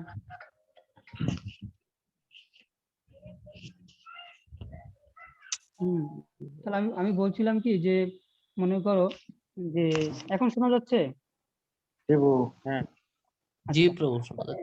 এখন আমি বলছি যে সিলিকন বা জার্মেনিয়ামের হলে সিলিকনের জন্য 0.7 ভোল্ট লাগবে আর জার্মেনিয়ামের জন্য 0.3 ভোল্ট লাগবে, তাই না? আচ্ছা, তো আমার এই যে 0.7 ভোল্ট, এটা দিতে দিতে দিতে তো মনে করো এখান থেকে দিতে দিতে এই যে যাচ্ছি, আমার 0.7 ভোল্ট হয়ে গেছে। এই 7 ভোল্ট হওয়ার সাথে সাথে তো ডায়োডটা কি যে বলো তো অন হয়ে অ্যাক্টিভ যাবো, হয়ে অন যাবে, হয়ে যাবো, on হয়ে যাবে। এই যে এখানে মোরালিটি হচ্ছে, আবার বলছি এখানে মোরালিটি হচ্ছে এই যে 0.7 ভোল্ট পর্যন্ত আমার দেওয়া লাগছে, এই যে 0.7 ভোল্ট পর্যন্ত আমার ভোল্টেজ দেওয়া লাগছে, এই 0.7 ভোল্টেজটাকে আমি একটু কি বলছিলাম বলতো? এই যে আমরা একটু আগে ব্রেকডাউন ভোল্টেজ বলছিলাম, ব্রেকডাউন ভোল্টেজটা কি বলতো? ব্রেকডাউন ভোল্টেজ বলছিলাম যে রিভার্স ভোল্টেজে প্রয়োগ করলে পিএন জাংশন ডায়োডের, এদিকে এটা পিএন জাংশন ডায়োড না? জি প্রভু। হ্যাঁ জি। হ্যাঁ, এই যে মানে হচ্ছে আমরা যখন কোন একটা ডায়োডকে চেক করব, আমরা যখন কোন একটা ডায়োডকে চেক করব তখন অবশ্যই আমরা রিভার্স ভোল্টেজ দিয়ে চেক করব। মানে যদি তুমি ফরওয়ার্ড ভোল্টেজ দাও তাহলে এটা চেক করতে পারবে না, তার ডায়োডটা কতটুকু ভালো আছে বা কোন সিচুয়েশনে আছে, অর্থাৎ ডায়োডের বৈশিষ্ট্য রেখে এটা তোমরা যখন বিভিন্ন জব সেক্টরে আসবে তখন তোমরা মানে এই পরীক্ষাগুলো দেখবে। তো এটা যেহেতু পরীক্ষিত, এইটাকে এই ডায়োডটা যে চেক করেছে বা বৈশিষ্ট্য কার অঙ্কন করছে, এটা রিভার্স ভোল্টেজের সাপেক্ষে। এখন দেখো এই যে আমরা যখন এখানে 0.7 ভোল্ট দিয়েছি তখন ডায়োডটা অ্যাক্টিভ হয়েছে এবং ডায়োডটা দিয়ে কারেন্ট ফ্লো হয়েছে। এখন এই যে 0.7 ভোল্ট যতক্ষণ পর্যন্ত দিয়েছি ততক্ষণ কিন্তু এই ডায়োডের মধ্যে দিয়ে এক প্রকারের কারেন্ট ফ্লো হয়েছে। এক প্রকারের কারেন্ট ফ্লো হয়েছে, যে কারেন্টটা আসলে খুব নগণ্য ছিল। কি ছিল? খুব নগণ্য ছিল, কিন্তু খুব নগণ্য ছিল। হ্যাঁ, কারণ হচ্ছে যতক্ষণ পর্যন্ত এই ডায়োডটা অ্যাক্টিভ না হয়েছে, এই ডায়োডটা অ্যাক্টিভ না হয়েছে ততক্ষণ পর্যন্ত কিন্তু আমি একটা ভোল্টেজ দিয়েছি, সেই ভোল্টেজটা কি আসলে কি কার্যকারী ছিল ডায়োডের জন্য? না প্রভু। আবার মনোযোগ দাও, এখানে একটা ক্রিটিক্যাল বিষয়। এই যে আমি এই ভোল্টেজটাকে আমি তো এখানে ফরওয়ার্ড ভোল্টেজ দিচ্ছি, তাই না? এই যে একটা পিএন জাংশন ডায়োড, আমি তো এখানে কি ভোল্টেজ দিয়েছি বলো তো? Forward reverse voltage. Forward voltage. না ফরওয়ার্ড ভোল্টেজ দিয়েছি, এই যে ও, ফরওয়ার্ড ভোল্টেজ না দিলে ডায়োডটা অন হবে না। হ্যাঁ, আচ্ছা। ফরওয়ার্ড ভোল্টেজ দিয়েছি, এটা পজিটিভ এটা নেগেটিভ। এখন আমার ব্যাপারটা ফরওয়ার্ড ভোল্টেজ দেওয়ার পরেও এই ডায়োডটা কেন অ্যাক্টিভ হলো না? তাহলে যে ভোল্টেজে ডায়োডটা অ্যাক্টিভ না হবে সেই ভোল্টেজটা হচ্ছে রিভার্স ভোল্টেজ। ও আচ্ছা আচ্ছা আচ্ছা, থ্যাংক ইউ। যে ভোল্টেজ কারণ ও, হচ্ছে প্রভু। রিভার্স মানে কি? হ্যাঁ বলো। 0.7 পর্যন্ত আসার আগে যে ভোল্টেজটা হয় ওইটাই মনে হয় রিভার্স ভোল্টেজ। মানে 0.7 ভোল্ট পর্যন্ত না আসলে তো ডায়োডটা অ্যাক্টিভ হচ্ছে না। হ্যাঁ, ওই আসার আগে যে ভোল্টেজটা ওইটাই মনে হয়। হ্যাঁ, ওই ভোল্টেজটা হচ্ছে রিভার্স ভোল্টেজ, এবং ওই ভোল্টেজটার যে ম্যাক্সিমাম ভ্যালুটা, ম্যাক্সিমাম ভ্যালু কি 0.7 না? হ্যাঁ হ্যাঁ হ্যাঁ, এই 0.7, এই যে ম্যাক্সিমাম 7 ভোল্টেজটা আমি কি কম। বলছিলাম, এই ম্যাক্সিমাম ভোল্টেজটাই হচ্ছে ব্রেকডাউন ভোল্টেজ। তাহলে ও আমি কি বলছি আচ্ছা। দেখো, যতক্ষণ পর্যন্ত ডায়োডটা অ্যাক্টিভ না হবে, অ্যাক্টিভ না হওয়ার আগ পর্যন্ত যে ভোল্টেজটা, সেই টোটাল ভোল্টেজটা কি voltage? Breakdown voltage. Reverse voltage. Reverse voltage. কিন্তু ওই Reverse voltage। ম্যাক্সিমাম পয়েন্টটা, ও আচ্ছা। ম্যাক্সিমাম পয়েন্টটা হচ্ছে 0.7, ওই ম্যাক্সিমাম পয়েন্টটা হচ্ছে ব্রেকডাউন ভোল্টেজ, ম্যাক্সিমাম পয়েন্টটা। ও, পয়েন্ট হচ্ছে বুঝছি। ব্রেকডাউন ভোল্টেজ আর বেসিক ভোল্টেজ। আসা পর্যন্ত আর হচ্ছে রিভার্স ভোল্টেজ আর ম্যাক্সিমাম voltage। পয়েন্ট অফ আর এই রিভার্স ভোল্টেজের ফলে যে কারেন্ট ফ্লো হয়, একটাকে আমরা কি বলছিলাম, সেই কাজটাকে কি বলে? লিকেজ কারেন্ট, লিকেজ তাই না? কারেন্ট। হ্যাঁ, জি দেখো তাহলে এই চিত্র থেকে কিন্তু আমরা এই ক্যারেক্টারিস্টিক কার্ভটা কিন্তু অনেক ইম্পর্টেন্ট। আমি এটা 9টা ভাই মানে 4-5টা ভাবে এটা ফেস করেছি, যে তুমি ডায়োডে ক্যারেক্টারিস্টিক কার্ভটা অঙ্কন করো। তো আমি দেখা যাচ্ছে এইখানে এই ডিনোট করতে ভুলে যাই, বা ওই হারিয়ে ফেলি যে কোনটা আসলে ব্রেকডাউন ভোল্টেজ, কোনটা রিভার্স ভোল্টেজ, কোনটা লিকেজ কারেন্ট। ব্রেকডাউন ভোল্টেজ আর পিআইভি তো একই নাকি বলা যায়? বুঝি নাই। ব্রেকডাউন ভোল্টেজ আর পিক ইনভার্স ভোল্টেজ এটা কি একই? হ্যাঁ হ্যাঁ হ্যাঁ হ্যাঁ, একই ভাই। তাহলে এই যে পিক ইনভার্স ভোল্টেজ, অর্থাৎ এই মানে ইনভার্স ভোল্টেজের বা রিভার্স ভোল্টেজের যে ম্যাক্সিমাম ভ্যালুটা, সেটা হচ্ছে পিক ইনভার্স ভোল্টেজ বা ব্রেকডাউন ভোল্টেজ। তাহলে আমি পেয়ে গেলাম কোনটা রিভার্স ভোল্টেজ, কোনটা ব্রেকডাউন ভোল্টেজ। তাহলে এই পয়েন্টটা হচ্ছে ব্রেকডাউন, বা পিক ইনভার্স ভোল্টেজ, বা পিক কি রিভার্স ভোল্টেজ, তাই না? বা breakdown voltage B, breakdown voltage B আর বিডিভি। এখন দেখো এই যে এই ব্রেকডাউন মানে রিভার্স ভোল্টেজের ফলে যে কারেন্ট ফ্লো হয়েছে, এইগুলো এটা কিন্তু টোটাল রিভার্স ভোল্টেজ।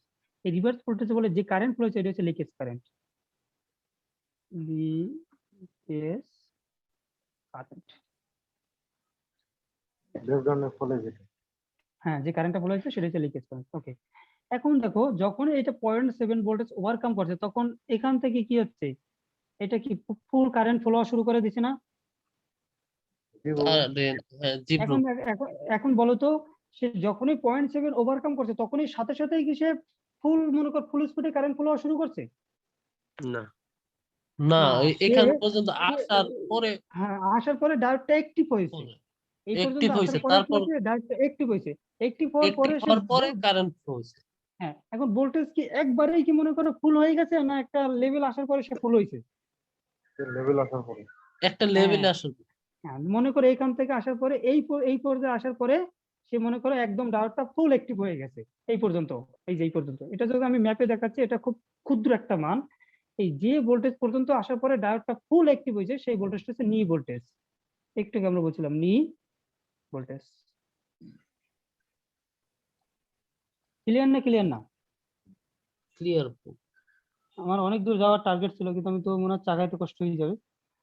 যা হোক, তাহলে কেউ একজন বলো তো আমি এখানে কি বুঝাইছি? এখানে প্রভু এটা হচ্ছে যখন ডায়োডের আমরা ক্যারেক্টারিস্টিক কার্ভ। হ্যাঁ, এখানে বলো পয়েন্ট গুলো, তোমরা কেউ একজন বলো কি কি বুঝতে পেরেছো?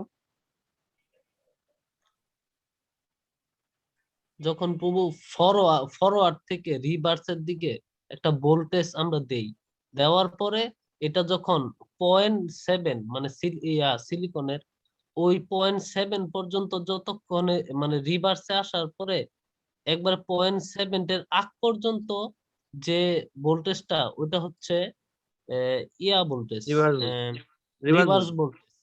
আর 0.7 তে এসে গেলে এটা হচ্ছে ইয়া হ্যাঁ ব্রেকডাউন। আর ব্রেকডাউন ভোল্টেজ। আর তার মধ্যে যে কারেন্ট প্রবাহিত হয় ওটা হচ্ছে লিকেজ কারেন্ট।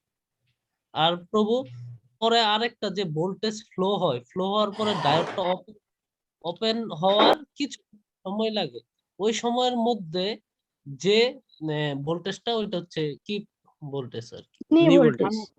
আমি Voltage। আবার বলছি, এখানে তুমি প্রথম দিক দিয়ে যে বিষয়টা বলছো তুমি ক্লিয়ার হয়েছো, কিন্তু প্রথম দিকে একটু গ্যাপ আছে।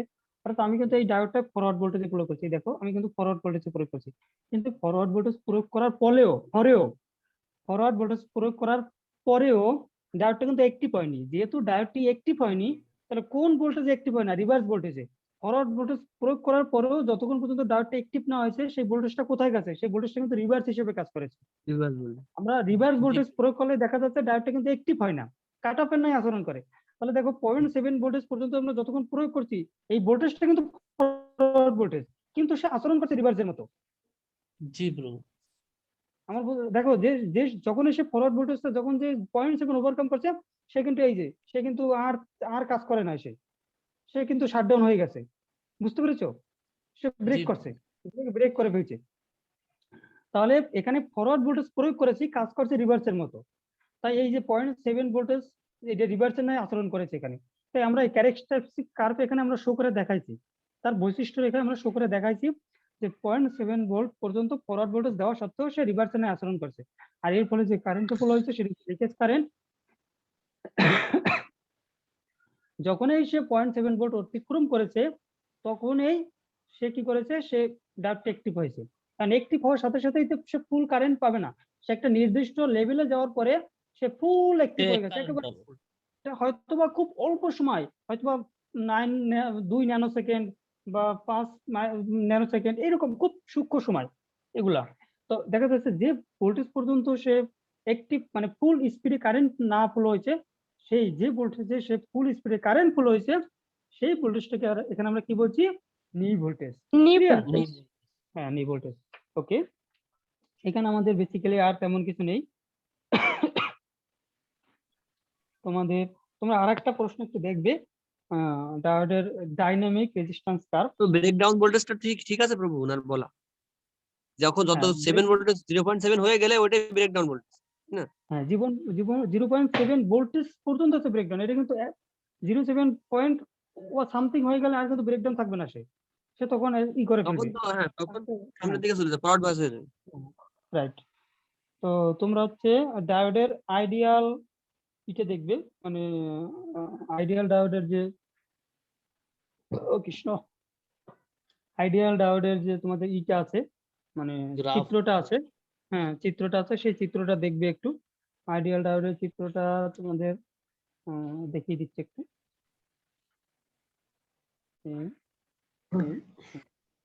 এটা হচ্ছে আইডিয়াল ডায়োডের চিত্র। Figure of ideal diode. এখানে এক একটাকে ডিনোট করছে, এটা হচ্ছে বিটি থেভেনিন ভোল্টেজ, আর এবি এভারেজ রেজিস্ট্যান্স, আর এটা হচ্ছে একটা আইডিয়াল ডায়োড, মানে একটা আদর্শ ডায়োডের ভিতরে এই 3টে উপাদান থাকবে, যার কারণে এখানে কোনো প্রকার লস হয় না। এটা ফুল ভাবে কাজ করে। এই এলিমেন্টের কারণে। আর হচ্ছে এর ক্যারেক্টারিস্টিক কাজটা হচ্ছে এরকম, এই যে আমরা ওইটা যে রাখছিলাম,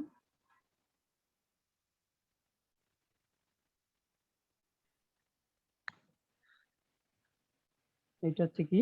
এটা হচ্ছে ভিআর, এটা হচ্ছে ভিএফ, এটা হচ্ছে আইআর, সরি আইএফ, সরি আর এটা হচ্ছে আইএফ।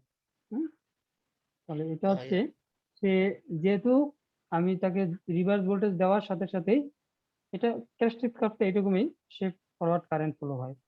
এটা আমি স্যারকে জিজ্ঞেস করছিলাম, স্যারে বলছে যে আমাদের যেহেতু দুই দেশের, ইন্ডিয়ান একটা রাইটার আছে আর একটা হচ্ছে আমেরিকান রাইটার আছে, তো আমরা হচ্ছে যেহেতু ইন্ডিয়ান রাইটার ফলো করি, হ্যাঁ আমরা যদি ইন্ডিয়ান রাইটার ফলো করি, আমেরিকানরা এইটা এই পাশে দেশে আর ইন্ডিয়ানরা এইটা এই পাশে দেশে, তো আমরা যদি ইন্ডিয়ান রাইটার ফলো করি, ম্যাক্সিমাম জায়গায় ইন্ডিয়ান রাইটার ফলো করে, তাই হচ্ছে রিভার্স ভোল্টেজের সাপেক্ষে ফরওয়ার্ড কারেন্ট ফ্লো। এটা হচ্ছে আইডিয়াল ডায়োডের ক্যারেক্টারিস্টিক কার্ভ বা বৈশিষ্ট্য ক্ষেত্র। ঠিক আছে, এইটাকে আমরা ডিনোট করবো, এটা না, কিন্তু এটা কাজ ভাব।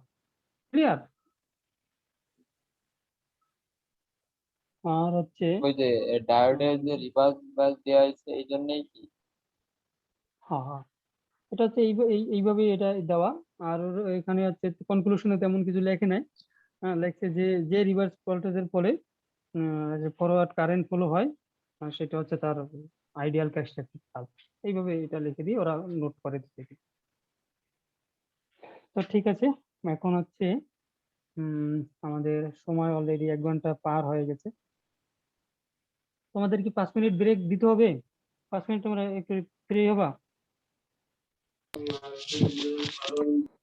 5 মিনিট একটু ধীরে তোমাদের এই আজকে যেগুলো দেখেছো এটা একটু দেখো 5 মিনিট। ওকে। ঠিক আছে।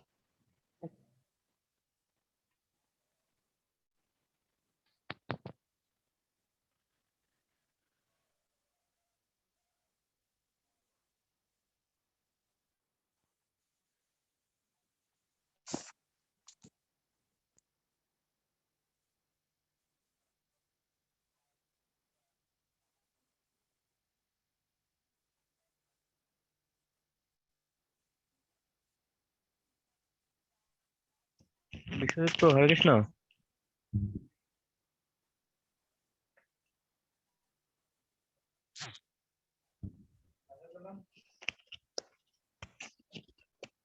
বিশ্বজিৎ প্রভু চলে গেছে। ও আচ্ছা।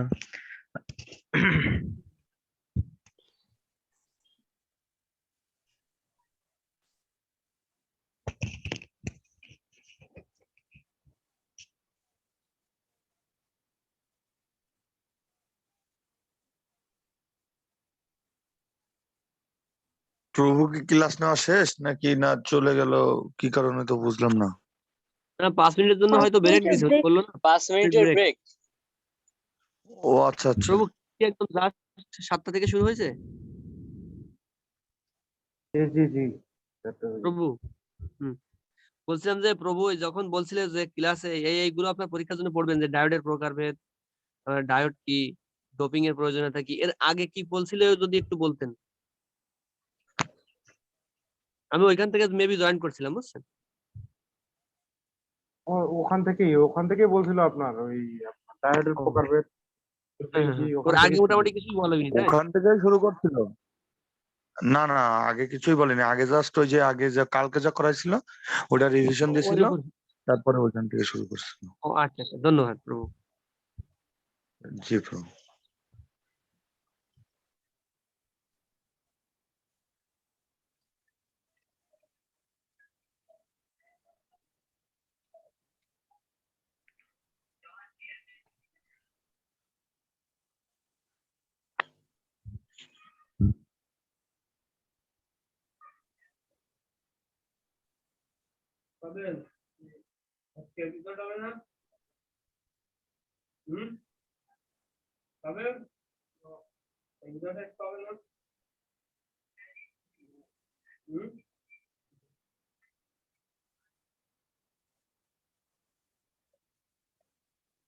আচ্ছা প্রভু, কেউ কি জানেন যে মেকানিক্যাল ক্লাস কখন শুরু হবে?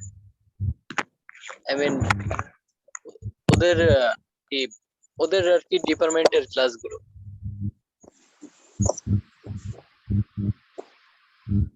না প্রভু, এই বিষয়ে সুমন প্রভুর সঙ্গে কথা বললে মনে হয় ভালো হবে। হ্যাঁ,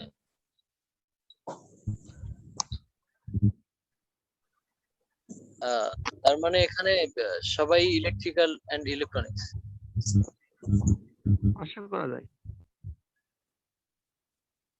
ওই বেসিকটা তো মনে হয় যে মেকানিক্যালের আছে, ইলেকট্রিক্যাল আর ইলেকট্রনিক্স এর আছে। এই জন্য বেসিকটার জন্য যে রুটিনটা করা, মেকানিক্যালেরও মনে হয় এই জন্য। হ্যাঁ, আমার তো মনে হয় ও সুমন আচ্ছা প্রভু প্রভু, প্রথম ধন্যবাদ। দিনই বলছিলেন। ঠিক আছে। হ্যাঁ, যে মেকানিক্যালরা এটাও করবে, এটা মেকানিক্যালদেরও লাগবে, এটা তো প্রথম দিন ছিল। কিন্তু বেসিকটার জন্য 2 অ্যাকচুয়ালি সপ্তাহ। প্রভু মেকানিক্যালদের লাগবে সেটা জানি, বাট ওদের আর কি ওইভাবে আমাদের যেভাবে ক্লাস হচ্ছে ওদের ওইভাবে ক্লাস কবে থেকে হবে ওদের এটা- ডিপার্টমেন্টাল সাবজেক্ট গুলো, না, সেটা সুমন জানতে তো চাচ্ছিলাম। বলছিল, এখন ওটা তো সঠিক বলা যাচ্ছে না প্রভু, ওনার কাছে জিজ্ঞেস করতে হবে সুমন প্রভুর একটু কাছে। সুমন প্রভুর সাথে কথা বললেই সবচেয়ে বেটার। আচ্ছা প্রভু, ধন্যবাদ। ইয়েস। ও গতকালকে ক্লাসটা কি রেকর্ড করা হয়েছিল? গতকাল এক প্রভু করছিলেন না, অডিও দিচ্ছেন তো? অডিও ভিডিও উনি করতে পারেননি বলছিলেন তো? ওই আজকে যে উনি হচ্ছে রাহুল সেটা প্রভু তো করছিল মনে হয়, রাহুল প্রভু করে তো আমাদের মেসেঞ্জার গ্রুপে দিয়ে দিছিল তো, ওই যে হ্যাঁ 26 মিনিট না অডিও। কয় মিনিটের একটা অডিও ভিডিও করতে হ্যাঁ, পারেনি হ্যাঁ, বললে এই জন্য দিয়ে দিছিল। কি হচ্ছে তা ভগবান হ্যাঁ, জানে। হ্যাঁ। অডিও। আমার এটা কিসের প্রবলেম বুঝতে পারছি। রেকর্ড হচ্ছে কিন্তু মানে অডিও রেকর্ড। আজকে যদি ঠিক ভিডিও আছে, হয় তাহলে ভালো। তোমরা তাহলে রেস্ট নিয়েছো তাই তো?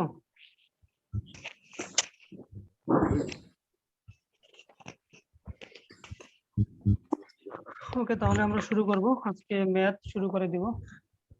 ডায়োড, ডায়োড খুব সুন্দর একটা ব্যাপার। ডায়োডের ম্যাথ গুলো হচ্ছে সবসময় চিন্তা করবে ম্যাথ গুলো কিভাবে মুখে মুখে হিসাব করা যায়।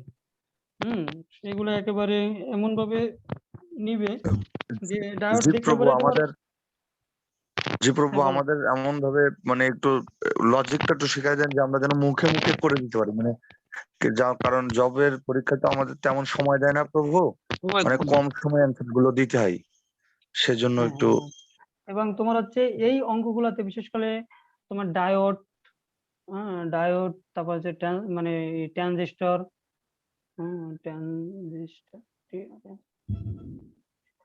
ট্রানজিস্টর, তারপর হচ্ছে ফেট, এই জায়গাগুলো থেকে তোমার সময় বের করে নিতে হবে। যেমন মনে করো এইটার জন্য তোমার 4 মিনিট বরাদ্দ আছে সাপোজ, তোমার এখান থেকে এই ম্যাথটা এমন ভাবে করতে হবে যে 1 মিনিটের ভিতরে কমপ্লিট করতে হবে। তাহলে এই যে 3 মিনিট, তুমি এই 3 মিনিট তুমি কি করবে, একটা হচ্ছে আমাদের ট্রান্সফরমারের যে ম্যাথ আছে, ট্রান্সফরমারের ম্যাথে তুমি এই 3 মিনিট অ্যাপ্লাই করতে পারবে, বা তুমি থিওরিতে এই 3 মিনিট অ্যাপ্লাই করতে পারবে।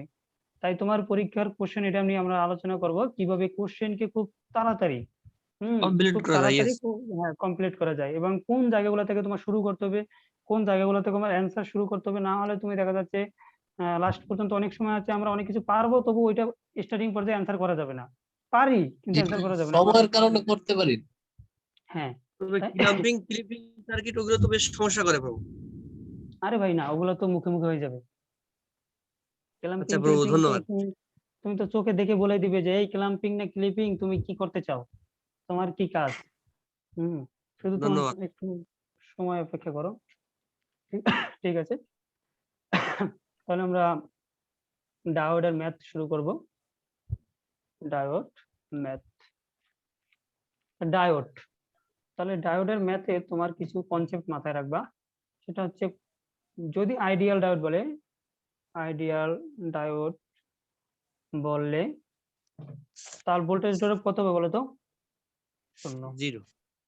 0। তা সে একটা ওয়্যার বা কন্ডাক্টর নিয়ে আচরণ করবো, ওয়্যার বা কন্ডাক্টর নিয়ে আচরণ করবে। কন্ডাক্টর, সবাইকে একটু কথা বলতে দিও, এটা আমার অনুরোধ। সবার একটু রেসপন্স আমি আশা করছি। তারপর হচ্ছে যদি কোনো ডায়োড বলা না থাকে, যদি কোনো ডায়োড বলা না থাকে, কোনো ডায়োড আইডেন্টিফাই উল্লেখ না থাকলে, আইডেন্টিফাই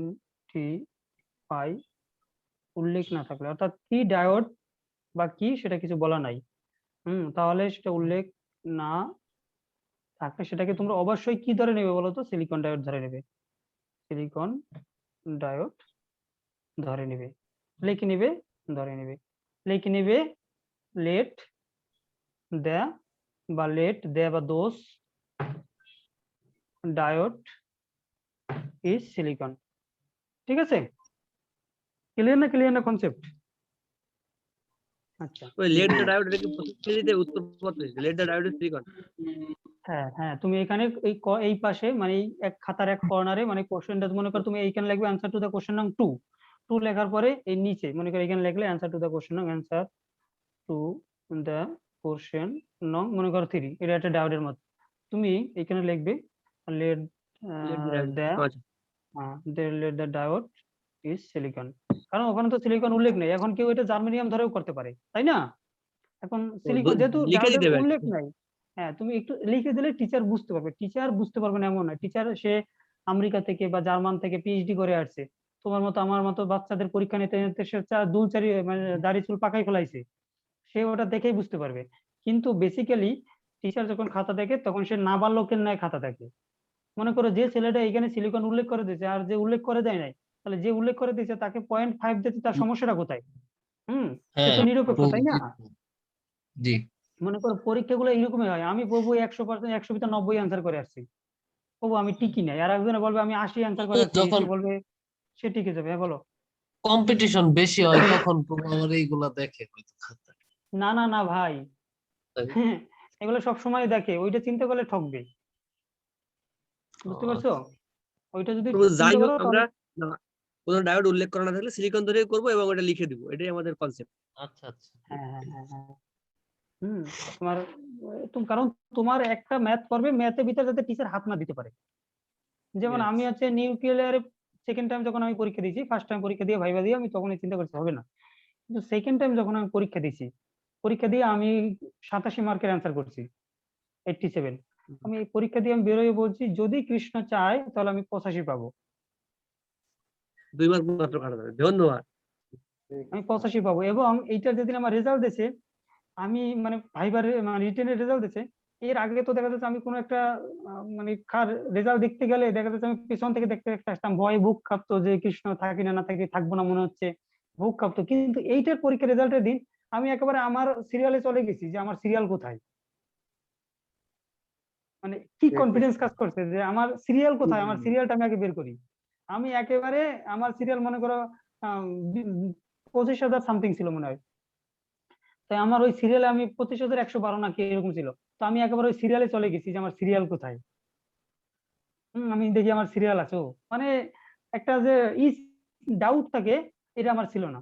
এবং গুরু গৌরাঙ্গ করুণায় আমি ওখানে হচ্ছে আমাদের 8 জন যে টিকাইছে, এর ভিতরে ডুয়েটের ছিল 6 জন, আর বাইরের একটা ছেলে ছিল, ওর হচ্ছে ইসে চাকরি করতো, গভর্নমেন্ট এলজিডি মানে এলজিডি না, বিপিএসসির আন্ডারে একটা চাকরি করতো, পরে ওইখানে ও জয়েন করছে, আর আমি ছিলাম। তো আমাদের অর্ঘ প্রভু মানে আমাদের 3-4 জন ভক্তরা ওখানে, তিনজন ভক্ত তো চাকরি করে, তো আমার সেশনে হচ্ছে 2 জন ঢুকছে, মানে আমাদের ভক্তরা। অর্ঘ প্রভু আছে এর ভিতর, মানে একদম আমাদের ইন্টারনাল মানে কাছের ভক্ত। তো অর্ঘ প্রভুর আমি জিজ্ঞেস করছিলাম যে অর্ঘ আর প্রফুল্লদা আছে, তোমরা চিনতে পারো, প্রফুল্লদা হচ্ছে মেকানিক্যালে, অনেকেই চিনো হয়তো, অনেকেই চেনো না। তো অর্ঘ দাদা হচ্ছে আমাদের ইলেকট্রনিক্সে, ও ডুয়েট থেকে বিএসসি কমপ্লিট করছে। তো অর্ঘ দাদা বলছে যে আমার নাকি ওখানে সিরিয়াল 4র্থতম ছিল, মানে আমার হচ্ছে টোটালি এই 8 জন যে টিকাইছে ওভারঅল, এই 8 জনের ভিতরে আমার সিরিয়াল ছিল 4র্থতম, 4র্থতম। ঠিক আছে, তো ব্যাপারটা প্রথম হচ্ছে দ্বিতীয় তৃতীয় তাদের কত মার্ক হয়েছে আপনি জানেন এটা? বুঝি নাই। আপনার চতুর্থতম, প্রথম দ্বিতীয় এবং তৃতীয় এর আগে যারা ছিল তাদের কত মার্ক হয়েছে তারা, এটা কি জানেন আপনি? আমিও তো জানি না যে আমি কত মার্ক পাইছি, ওটা মার্ক দেয় না, মানে লিস্ট পজিশন দেয়, সিরিয়াল, ও বুঝতে আচ্ছা পারছো? ধন্যবাদ। কারণ হচ্ছে ওটা তো হচ্ছে তোমার ওই ভাইবা টাইবা সব মিলাইয়ে মার্কিং করে, টোটাল মানে টোটাল সব মার্কিং করে, এবার সিরিয়াল লিস্ট দেয়। যেমন আমাদের ডুয়েটে যখন আমরা জয়েন করছি, এই সরি ডেস্কোতে, তখন কিন্তু সিরিয়াল দিয়ে দিয়েছে, কিন্তু ওখানে মার্কিং দেয় না, মার্কিং দিলে তো একটা প্রবলেম। আমাদের তো অনেকেই বলে যে 100-র ভিতর 90 না পেলে নাকি রিটেনে টিকা যায় না, 95-90 এরকম পাইতে, আসলে তো ধরো তা নয়। ওটা যে বলে সে দেখেন আজ পর্যন্ত টিকে নাই, বুঝতে এটাও পারছেন? ঠিক, সে ঠিকই নাই, রাইট। হ্যাঁ সে টিকে নাই। মানে আপনি কত আপনার মোটিভেশন স্পিচ গুলা বা আপনার চাকরি লাইফ স্পিচ গুলা সবার থেকে নিলে হবে না, আপনার গাইডলাইন্স যথার্থ গাইডলাইন্স থাকতে হবে। আপনি এই প্রতিযোগিতায় যুদ্ধে নামছেন মানে আপনার সফলতা হবে না, কিন্তু সফলতা হওয়ার পিছনে টার্গেট থাকতে হবে 100-তে 100, পরে যা হয়। না না ভাই, 100-তে 100 টার্গেট করলে পরীক্ষার হলে প্রিপারেশন নিয়ে যেতে পারবেন না, কারণ আপনি জানেন উল্টে কোশ্চেন পাল্টে কোথা দেবে। থেকে আসবে। তাহলে আপনার টোটাল প্রিপারেশন নিতে হবে, টোটাল জগৎ দিয়ে। আর বিশেষ করে আমরা যারা ইলেকট্রিক্যাল আছি, আমাদের সিলেবাস কিন্তু কম না, জি প্রভু। বুঝছেন? ভালো ভালো সিলেবাস আছে, তাহলে আপনি যে টার্গেট 100-তে 100 করেন, পরীক্ষার হলে যে ঘুলাই যাবেন, পরীক্ষার হলে গিয়েই আপনার ওখান থেকে 20 মার্ক বাদ দিতে হবে, হলে ঢুকেই কোশ্চেনটা নিয়ে 20 মার্ক বাদ দিয়ে আপনার 80 মার্কের অ্যান্সার করার প্রস্তুতি নিতে হবে, যে আমি 80 মার্ক অ্যান্সার করবো, 80 মার্কে আমি 75 পাবো। মানে আমার কথা হচ্ছে এখানে যারা আপনারা না টিকছেন, যারা রিটেনে না টিকছেন, এগুলো আমার একটা দিন আমি বলার ইচ্ছা ছিল যে কিভাবে আমরা সব করতে হবে, যেহেতু আমাদের পরীক্ষা শুরু হয়ে যাবে বলেন তাহলে ভালো হয়, দেখা যাচ্ছে। যেহেতু আমরা ম্যাথ শুরু করে দিচ্ছি, ম্যাথের এখন টেকনিক গুলো আমরা দেখবো বেশি করে। হ্যাঁ বলো। আচ্ছা প্রভু কাইন্ডলি যদি একটু বলতেন প্রভু, কারণ কনফিউশন কাজ করে বুঝছেন, যখন যে এই যে পিজিসিবি তে অ্যাপ্লাই করছি, এই যে বিটিসিএল অ্যাপ্লাই করছি, কেমনে? হ্যালো, হ্যাঁ প্রভু। প্রভু শুনতে পাননি? হ্যাঁ লাস্টটা শুনতে পাইনি ভাই। প্রভু বলছি যে কেমন করে বলতেন কি হবে তাহলে প্রভু? কারণ এই যে দেখেন 150 জনের যে পিজিসিবির নিয়োগটা আছে, এর এক্সাম হয়তো বা এই যে ঈদের পরে হবে বা আগস্টের ন্যায় হবে, তো কেমন ভাবে কি করব প্রভু? মানে ব্যাপারটা হচ্ছে মনে অনেক প্রথম হচ্ছে তোমার সিলেবাসটা কেমন ভাবে তুমি গুছাবে। এই মনে করো তোমার একটা সিলেবাস, এই এখন তোমার এইটা হচ্ছে এই একটা পয়েন্ট আছে, এই পয়েন্টটা হচ্ছে তোমার মনে করো পরীক্ষার ডেট দিয়ে দিয়েছে এই পয়েন্টটাই। হ্যাঁ, এইটা এখনের সময়টা হচ্ছে এইটা, আর এই সময়টা হচ্ছে তোমার পরীক্ষার পরবর্তী সময়। এই যে এইটা হচ্ছে তোমার চাকরি, এটা হচ্ছে রিটেন রেজাল্ট, মানে রিটেন আর কি। তাহলে দেখো এই পয়েন্টে এসে তুমি আর ডিসিশন নিতে পারবে না, তোমার যা করার এই পয়েন্টে করতে হবে। এই পয়েন্ট হচ্ছে তোমার হচ্ছে এই এই মনে করো এই তোমার এখান থেকে পরীক্ষার মানে শুরু হয়েছে, প্রিপারেশন শুরু হয়েছে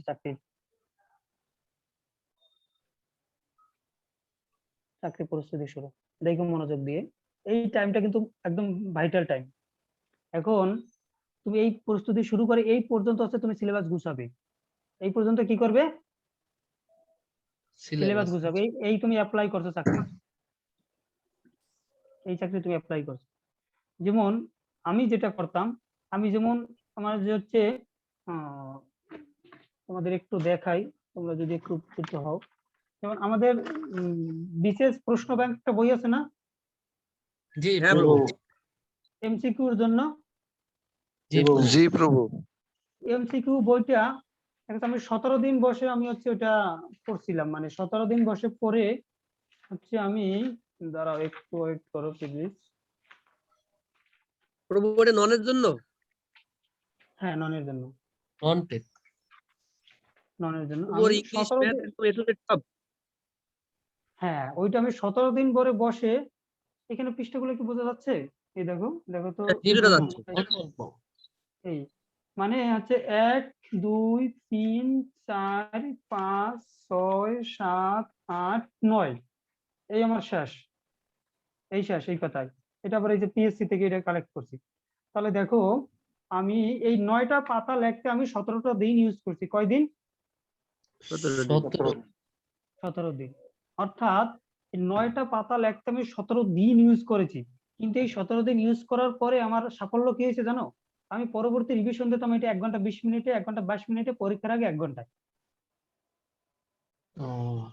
ওর থেকে আপনি সব আপনার প্রয়োজনীয় বিষয়গুলো কালেক্ট করে নিচ্ছেন।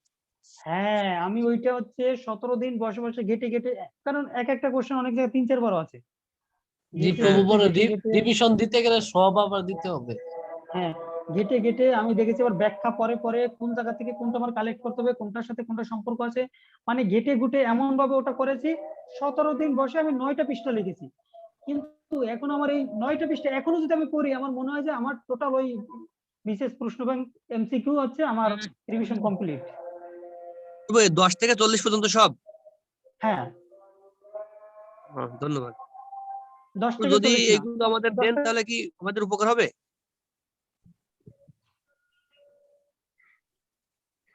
আপনার কালেকশন করা গুলো যদি আমরা আমাদের দেন, আমাদের কি কোনো কাজে আসবে?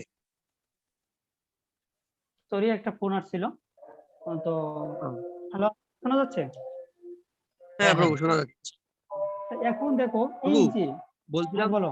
হ্যাঁ প্রভু বলছিলাম, আপনার এই বলো, বলো। কালেকশন যদি আমাদের দেন, আমাদের কি কোনো কাজে আসবে নাকি আমাদের নিজেদের কালেকশন করে নিতে হবে? তোমরা এই যে এইগুলো হচ্ছে নিজেদের মতো করে লিখলে ভালো, কারণ আমি তো আমার মতো করে লিখছি, আমার অনেক লেখা তুমি বুঝবেই না, মানে কিছু বুঝবে না আচ্ছা যে আমি কোন জায়গা থেকে কি লিখছি না লিখছি, কারণ কি আমি আমার মতো লিখেছি। হ্যাঁ সেও ঠিক আছে, ওকে। মানে একটার সাথে আরেকটা যোগ করা, আর মানে আমি এমন ভাবে ওটা নিয়েছি যে ওইটা দেখলেই আমার মনে পড়ছে ওইটা, ও আচ্ছা আচ্ছা, যেমন a plus B whole square সমান সমান a স্কয়ার মাইনাস দিলে আমি বুঝতে পারি, প্লাস দিলেও বুঝতে পারি যে কোনটার কোনটা সূত্র হবে, তাই না? ইয়েস। আমি তোমাদের একটা ডেমো দেখাচ্ছি যে আসলে তোমার সিলেবাসটাকে কিভাবে শর্টকাট করতে হবে, না হলে তোমার কালকে মনে করো পরীক্ষা, কালকে তোমার মনে করো হচ্ছে নিউক্লিয়ার পরীক্ষা, বা 1 সপ্তাহ আগে তোমার ডেট দিল, যেমন আমাদের নিউক্লিয়ার পরীক্ষার 5 দিন আগে ডেট দিছিল, 6 দিন।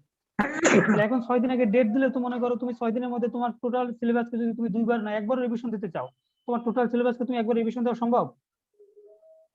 না প্রভু, হিউজ সিলেবাস হলে তো দেওয়া সম্ভব। 6 দিনের ভিতর তোমার দেওয়া সম্ভব না। কিন্তু আমার যে সিলেবাস ছিল কৃষ্ণের ইচ্ছায়, যেমন আমি টোটাল ডিপার্টমেন্টকে এই একটা খাতা ভিতরে আনছি, এই যে এই খাতার ভিতর টোটাল এই যে এইটুক। এখন দেখো এটা কি হয়েছে যে আমি এই টোটাল ডিপার্টমেন্টকে আমি সকালবেলা খেয়ে দিয়ে মানে ঘুম থেকে উঠে সবকিছু কমপ্লিট করে মঙ্গলারতি করে প্রসাদ পেয়ে বসতাম, আর মনে করো রাত্র 10টা 10:30টার ভিতরে আমি টোটাল ডিপার্টমেন্টকে ক্লিয়ার করে ঘুমাইতে দিতাম। তার মানে টোটাল ডিপার্টমেন্টের জন্য একদিন, টোটাল ননের জন্য আমার 1 ঘন্টা। প্রভু প্রভু বলো। যদি আমরা এই যে ডাইজেস্ট বইটা আছে, এই ডাইজেস্ট বইটা যদি ক্লিয়ার করি, টোটাল ভাবে যদি ক্লিয়ার করি, তাহলে কেমন হয় প্রভু? মানে ননের জন্য। জি প্রভু, ননের জন্য এটা, আর ম্যাথের জন্য এই যে এমআর মেথড নামে একটা ম্যাথ আছে, শর্ট টেকনিক। এই যে প্রভু এটা যদি করি তাহলে কেমন হয় আপনার মতে? আপনি যত একটা জব, কোন ইয়ারে বের হয়েছেন আপনি? যে প্রভু এই মাত্র বের হলাম, 20-এ বাইর হলাম প্রভু। আপনি ওই ডাইজেস্ট আর ওই এমআর ম্যাথ কমপ্লিট করে আপনি পরীক্ষার হলে কোনদিন যেতে পারবেন না ভাই। প্রভু ডাইজেস্ট তো অনেক বড় প্রভু, অনেক মোটা। আপনি আপনি যদি হচ্ছে বিসিএস এর প্রিপারেশন নেন হচ্ছে আপনি ডিপ্লোমাদের ছেলেদের সঙ্গে, আপনার এখানে শুধু ম্যাথ মানে আপনার হচ্ছে ম্যাথের জন্য হচ্ছে থাকবে আপনার 5 মার্ক, হাইয়েস্ট হলে আপনার 10 মার্ক থাকবে। এই 10 মার্কের ভিতরে আপনি 5টা ম্যাথ এমনিও পারবেন, আর 5টা ম্যাথ জি একটু টেকনিক খাটাতে হবে। এখন এই 5টা মার্কের জন্য বা আপনি 10 মার্কের জন্য আপনি যদি টোটাল এমআর ঘাইটে ফেলান, অমুক ঘাইটে ফেলান, আবার এই ঘাটলেই তো হবে না, আপনার ওখান থেকে ওইটা তো রিভিশন দিতে হবে, পরীক্ষার হলে তো ওইটা নিয়ে যেতে হবে আপনার। আপনার তো এমন নয় যে মানে এমন নয় তো আপনি যে ঈশ্বরচন্দ্র বিদ্যাসাগর যে একবার দেখলেই আপনি পারবেন, এমন নয় আপনার শেরে বাংলা আপনি একবার দেখলেই পারবেন। তার মানে কি না আপনি প্রভু, ব্যাপারটা হচ্ছে, হ্যাঁ বলেন। প্রভু সেটা বলিনি প্রভু, বলছিলাম যে মানে নন টেকের জন্য আমাদের নন টেক যে মার্ক গুলো আসবে, তো আমরা এই ডাইজেস্ট যদি বইটা মানে পড়ি আর কি, তো এই থেকে কি কেউ কিছু পাওয়া এখানে পসিবল প্রভু নন টেকের জন্য? টেকের জন্য তো আমাদের প্রভু, না না টেকের না জন্য না তো আমি আমরা আমি অবশ্যই। আমি নন টেকের কথাই বলছি আপনাকে, আমি টেকের কথা একবারও বলি নাই, নন টেকের কথাগুলোই বলতেছি। আমি বলছি যে আপনি ওই যে এমআর বলেন বা ওমার বলেন বা অন্যান্য আরো প্রশ্ন ব্যাংক গুলো আছে, আপনি ম্যাথের জন্য বলেন বা অন্যান্য সাবজেক্ট ওয়াইজ বলেন, আমি এগুলো ভাই কিনেছি, কিনে দেখলাম এই সিলেবাস পরে আমি পরীক্ষার আগে আমার এমন পরিমাণ আমার প্রেশার কাজ করবে তখন আমি, কারণ পরীক্ষার আগে একটা ব্যাপার হচ্ছে আপনার যদি রিভিশন না দিয়ে যান আপনি যত বড়ই বস হন কাজ হবে না, আপনি রিভিশন দিতেই হবে, না হলে আন্দাজে ডেল মেরে আসতে হবে। পরীক্ষার হলে যাই দেখবেন সব কমন, কিন্তু একটা আপনি আর রেজাল্ট দিতে পারছেন না ঠিক মতো, মানে কনফিডেন্স সব উল্টে যাবে প্রভু। ইয়েস, রিভিশন না দিলে কিছু যাবে। ভাই এখন আমাদের প্রভু সাথে বেসিক প্রিপারেশন নিয়ে, করে পড়ান সেটা বলেন। আমি একটু বলি, আমাদের সাথে প্রিপারেশন নিয়েছে, আমাদের থেকে মেধাবী স্টুডেন্ট, কিন্তু তারা এখনো ঝুলে আছে। কেন বলেন তো? কারণ তাদের টেবিলের সামনে তাকাইলে সব বই ছাড়া আর কিছু দেখা যায় না। আর কি করবে জানেন? আজকে পড়বে এই বইটা দিয়ে একটু, এইখান থেকে আজকে একটু পড়বে, কালকে ওইখান থেকে পড়বে আরেকটু, পরশুদিন ওইখান থেকে পড়বে আরেকটু। এখন এইরকম যদি 4টে বই ঘাইটে আসে, আবার এই বইটা যখন আয় সবটা নতুন মনে হয়। প্রভু তাহলে যদি আমাদের একটু হিন্টটা দিতেন প্রভু, যে আমরা মানে কোনটা ফলো করবো প্রভু, তাহলে। এইটাই জি আমি বলতে প্রভু, চাচ্ছি। তাহলে অনেক ভালোই তো প্রভু। আমাদের যেহেতু আগস্টে পিজিসিবির একটা এক্সাম আছে প্রভু, তো আমরা তোমার হচ্ছে কোনটা পিজিসিবি না যদি। ভাই, আগে দেখতে হবে তোমার প্রিপারেশনের লেভেলটা। তুমি পরীক্ষা 10টা পরীক্ষা দেবে, একটা পরীক্ষা ঠিক মতো দিবে। তোমার 10টা পরীক্ষা দেবে, 10টা চাকরির দরকার নাই, 10 জায়গায় গুলি মারবে, এক জায়গায় গুলি লেগে যাবে। হ্যাঁ একটাই হবে। তোমার প্রিপারেশন থাকবে ওই একটার জন্য।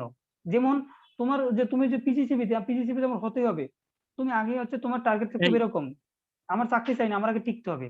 আমি একটা সামারি সবসময় বলি, সেটা হচ্ছে মনে করো পিজিসিবি তে 10,000 পরীক্ষা দেবে, একটা এক্সাম্পল দিচ্ছি। আমার কথা এটা প্রভু, আগে টিকতে হবে রিটেনে। ইয়েস প্রভু, প্রভু আগে রিটেন টিকতে হবে। মনোযোগ দিয়ে শুনো এই অ্যাজাম্পশনটা, এই চার্টারটা মনোযোগ দিয়ে শুনো, এটা কিন্তু তোমাদের লাগবে। আসলে তোমরা যদি নিজেদের মতো চলো, তোমরা জানি না কতটুকু হেল্প হতে পারবে, কিন্তু আমার মনে হয় আমি যেমন আমি আমাদের প্রসেনজিৎ দেবনাথ তোমরা অনেকেই চেনো, এখন উনি ডুইটের সিআর ছিল, তো আমাকে বলতো যে ইলেকট্রনিক্সে পড়াশোনা মানে জীবন্ত আত্মহত্যা করার মতো অবস্থা, মানে এতে নাই কোনো চাকরি। আমাদের ডুয়েটের অনেক বড় ভাইরা, অনেক বড়, তোমার আমি চোখের সামনে ওনাদের 30 বছর পার হয়ে যাচ্ছে। আমি কিছুদিন আগে এক দাদার সাথে কথা বলছি, উনি কান্না কান্না অবস্থা, মানে এরকম একজন না। তুমি ডুয়েটের আশেপাশে যদি থাকো একটু খোঁজ নিলে জানতে পারবে ম্যাক্সিমাম ভাইরা আজকে হতাশায় ভুগতেছে, কারণ ত্রিপলিতে চাকরি ইলেকট্রনিক্সে কোনো নিয়োগই নাই, খুব কম। হ্যাঁ, তাহলে এখন দাদা আমাকে বলতো যে যখন আমার ডুয়েটে না হয়েছে যে আসলে বিশ্বজিৎ ইলেকট্রনিক্স এ পড়াশোনা করা মানে জীবন তো আত্মহত্যা করার মতো অবস্থা। মানে তোমার সামনে দেখবে হাজার হাজার সার্কুলার, কিন্তু তোমার কোনো সার্কুলার নাই। তো আমার তখন মাথায় কাজ করলো, কৃষ্ণ আমার এমন কোনো প্রসেসে আগাতে হবে, তুমি সেই কৃপাটুকু আমাকে করো। আমার এমন কোনো প্রসেসে আগাতে হবে যেখানে অন্তত আমার এই মানে আমার আমার অবস্থাটা আমার ব্যালেন্স থাকে। তো আমি কি করলাম, আমি হচ্ছে প্রসেনজিৎ প্রভুকে জিজ্ঞেস করলাম, প্রভু আমি কি করবো? বলছে তোমার মতো করে তুমি নোট করো, তোমার কারো সাজেশন নেওয়ার দরকার নাই। আমি সাজেশন নেওয়ার দরকার নাই কিন্তু সে বলে দিছে, কিন্তু আমি তার কাছে সাজেশন নিতাম কেন? কারণ আমি জানতাম যে প্রভু এক্সেপশনাল। কারণ হচ্ছে তিনি হচ্ছে ডুয়েটে আমার ভক্তি জীবন পালন করে সবকিছু করেও ডুয়েটের মোট টাইম সিআর ছিল এবং তিনি ফার্স্ট হয়েছেন। তার মানে তার থেকে যে কনসেপ্ট আসবে সেটা ওইভাবেই আসবে, শুধু আমরা ধরে রাখতে পারবো কিনা এটা ফ্যাক্ট। পরে আমি কি করলাম, বললাম প্রভু আপনি কিভাবে কি পড়াশোনা করেন? পরে দেখলাম প্রভু নিজের মতো করে সব নোট করে। এবং আজকে সে কিন্তু বাংলাদেশ নিউক্লিয়ার পাওয়ার প্ল্যান্টে সে কিন্তু চাকরি করতেছে। সে কিন্তু ডুয়েটে হয়ে যেত চাকরি, কিন্তু সে থাকা অবস্থায় ডুয়েটে সার্কুলার দেয় না। যা হোক, ইন্টারনাল অনেক ব্যাপার স্যাপার আছে, এগুলো তোমাদের কাছে শেয়ার না করি। তো আমি যে তোমাকে সার্কামস্টান্সটা দেখাবো যেটা হলো, সেটা হলো মনে করো এখানে 10,000 পরীক্ষা দিছে, তুমি এখান থেকে আমার টিকাবে 70 জন, রিটেনে টিকাবে 70 জন। কয়জন টিকাবে? 70 জন। রেসপন্স 70 করে জন সবাই। প্রভু। পরীক্ষা দিচ্ছে কয়জন? 10,000। 10,000 প্রভু। আচ্ছা, তুমি যদি এইখানে 71 নম্বরেও থাকো, তুমি কি জানো যে তুমি 71 নম্বরে আছো? না। তুমি 71 না নম্বরে প্রভু, থাকা, আমি তো সেটা জানি না। মনোযোগ দিও, মনোযোগ দিও প্লিজ, মনোযোগ দিও। তুমি 71 নম্বরে থাকা আর এই 10,000 নম্বরে সিরিয়ালে থাকা তোমার কিন্তু একই। কেন একই বলো তো? কথা, ইয়েস। তুমি জানো না যে তুমি কত নম্বরে আছো, তার মানে তোমার জি মনোভাবটা প্রভু। হচ্ছে 10,000 এর ভিতর। তোমার মনোভাবটা কতজনের ভিতর? 10,000। হ্যাঁ, তোমার মানসিক দক্ষতাটাও 10,000 এর ভিতর, কারণ তুমি তো জানো না তুমি কত নম্বর সিরিয়াল আছো। কিন্তু তুমি একটা ধাক্কা দিয়ে তুমি যদি 70 নম্বর সিরিয়ালেও থাকো, কত নম্বরে? 70 নম্বর। 70 নম্বরের সিরিয়ালে থাকো, তাহলে তুমি ধাক্কা দিয়ে এই যে 9,970 জনকে তুমি ধাক্কা দিয়ে ফেলে দিলে, তোদের আর চিন্তা করার আমার আর সময় নাই। তোমার তখন তোমার ইফিসিয়েন্সিটা বা তোমার মানসিক দক্ষতাটা, তোমার মনোবলটা কোথায় চলে গেল এই 70 জনের ভিতর, তাই নয় কি? ইয়েস। তাহলে দেখো জি প্রভু। তুমি এখন এই 9,970 জনকে তুমি কিন্তু আর পাত্তা দেওয়ার সময় নাই, তুমি ওদেরকে ধাক্কা দিয়ে ফেলে দিলে, যা এখন আমি এই এই এই এই গোলে আছি। এখন তুমি যুদ্ধ তোমার এই 70 জনের সাথে। এখন দেখো তোমার এই 71 নম্বর থাকা গুরুত্বপূর্ণ না 70 নম্বর থাকা গুরুত্বপূর্ণ? 70 নম্বর। 70 নম্বর থাকা হ্যাঁ, গুরুত্বপূর্ণ প্রভু। তাই আমি তোমাদের কাছে রিকোয়েস্ট করছি, যে প্রসেস অবলম্বন করেই হোক তুমি আগে 70 জনের ভিতরে একজন থাকো। তুমি অনেক কিছু পরে গেলে কিন্তু সব কমন ফলে কিন্তু লিখে আসতে পারলে না, তুমি 71 নম্বর সিরিয়ালে থাকলে it's not appropriate, it's not benefit of your life. এটা তোমার জীবনের জন্য কোনো সফলতা আনবে না। কিন্তু তুমি শর্টকাট প্রসেসে পড়ে গেলে, কিন্তু তুমি 70 জনের ভিতরে থাকলে, তোমার চাকরি হওয়ার দরকার নেই, কিন্তু তুমি আগে 70 জনের 70 ভিতরে থাকলাম। থাকো। তুমি যখন ইয়েস। 5টা পরীক্ষায় 70 জনের ভিতরে থাকবে, তখন দেখবে কোন একটা পরীক্ষায় তুমি 35 জনের ভিতরে চলে আসছো। চাকরি দেবে কিন্তু এই 70 জনের ভিতর থেকে কিন্তু 10 জন। দরকার নাই আমার এই 10 জনের চাকরি পাওয়ার, আগে তুমি 70 জনের ভিতরে থাকো। তোমার গুলিটাকে 70 মানে 70 জনের ভিতরে থাকা মানে তোমার কনফিডেন্স লেভেলটা 70 জনের ভিতরে চলে আসলো। আর 71 নম্বরে থাকা মানে তোমার কনফিডেন্স লেভেলটা 10,000 এর ভিতরে থাকলো, 1000, 10,000 এর ভিতর, ইয়েস। 10,000 এর ভিতরে থাকলো। তাই আমার প্ল্যান হচ্ছে তোমার 70 জনের ভিতরে থাকতে হবে। আমি ডুয়েটে পরীক্ষা দিয়েছি নভেম্বরের 3 তারিখ, আর চাকরির পরীক্ষা দেওয়া শুরু করছি নভেম্বরের 26 তারিখ। আমার টার্গেট ছিল যে আমার ওখানে একজন টিকালে আমার টিকতে হবে, আমার চাকরির দরকার নেই। রিটেনে টিকতে হবে, জি প্রভু।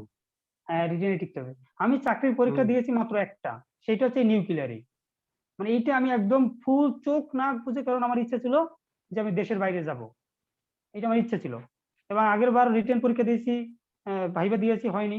হ্যাঁ, নিউক্লিয়ারে আমার খুব ইচ্ছা ছিল, স্বপ্ন ছিল। তাই আমি একটা চাকরির পরীক্ষা দিয়েছি। আমি জীবনে 2টা পরীক্ষা দিয়েছি জীবনে, মানে আমার হৃদয় থেকে। একটা হচ্ছে ডুয়েট, আমার মনে হচ্ছে ডুয়েটে আজ পর্যন্ত রেজাল্ট দেয়নি। এটা তোমাদের একটা কথা, মানে এই আমার মনের একটা কথা বললাম। আমার এখনো মনে হয় ডুয়েটে আজ পর্যন্ত রেজাল্ট দেয়নি, আমার মনে হয় কালকে রেজাল্ট দেবে, এরকম মনে হয়। যাই হোক, তোমরা অনেকে জানো হয়তো বা, যে আমি যখন ওখানে ছিলাম আমি ম্যাক্সিমাম কোচিং সেন্টারে কোচিং পরীক্ষা দিতাম, ফার্স্ট সেকেন্ড থার্ডের ভিতরে থাকতাম। তো যাই হোক, কৃষ্ণের ইচ্ছা, কৃষ্ণ যেটা চায় সেটা হয়েছে। কারণ আমার কলিগ সব ডুয়েটিয়ান, এখানে আমরা যারা যেখানে আছি সব যারা আছে ম্যাক্সিমাম ডুয়েটিয়ান। তো এটা কৃষ্ণের বিশেষ কোনো পরিকল্পনা হয়তো। যা হোক, তোমাদের আশীর্বাদ, আমি স্যাটিসফাই। তো আমি জীবনে এই নিউক্লিয়ার একটা পরীক্ষা দিয়েছি, এবং এটা আমি যখন ভাইভাতে দেখেছি, আমার কনফিডেন্স ছিল। আমি আমার ভয়েসেও আমি যখন যাইতাম বলতাম যে প্রভু এখানে আমার নাম আসবে যদি কৃষ্ণ চাই, ঠিক আছে। তো আমি তোমাদের কাছে রিকোয়েস্ট করব যে তোমাদের কনফিডেন্স লেভেলটা আগে একটা ম্যাচুরেট পর্যায়ে আনো।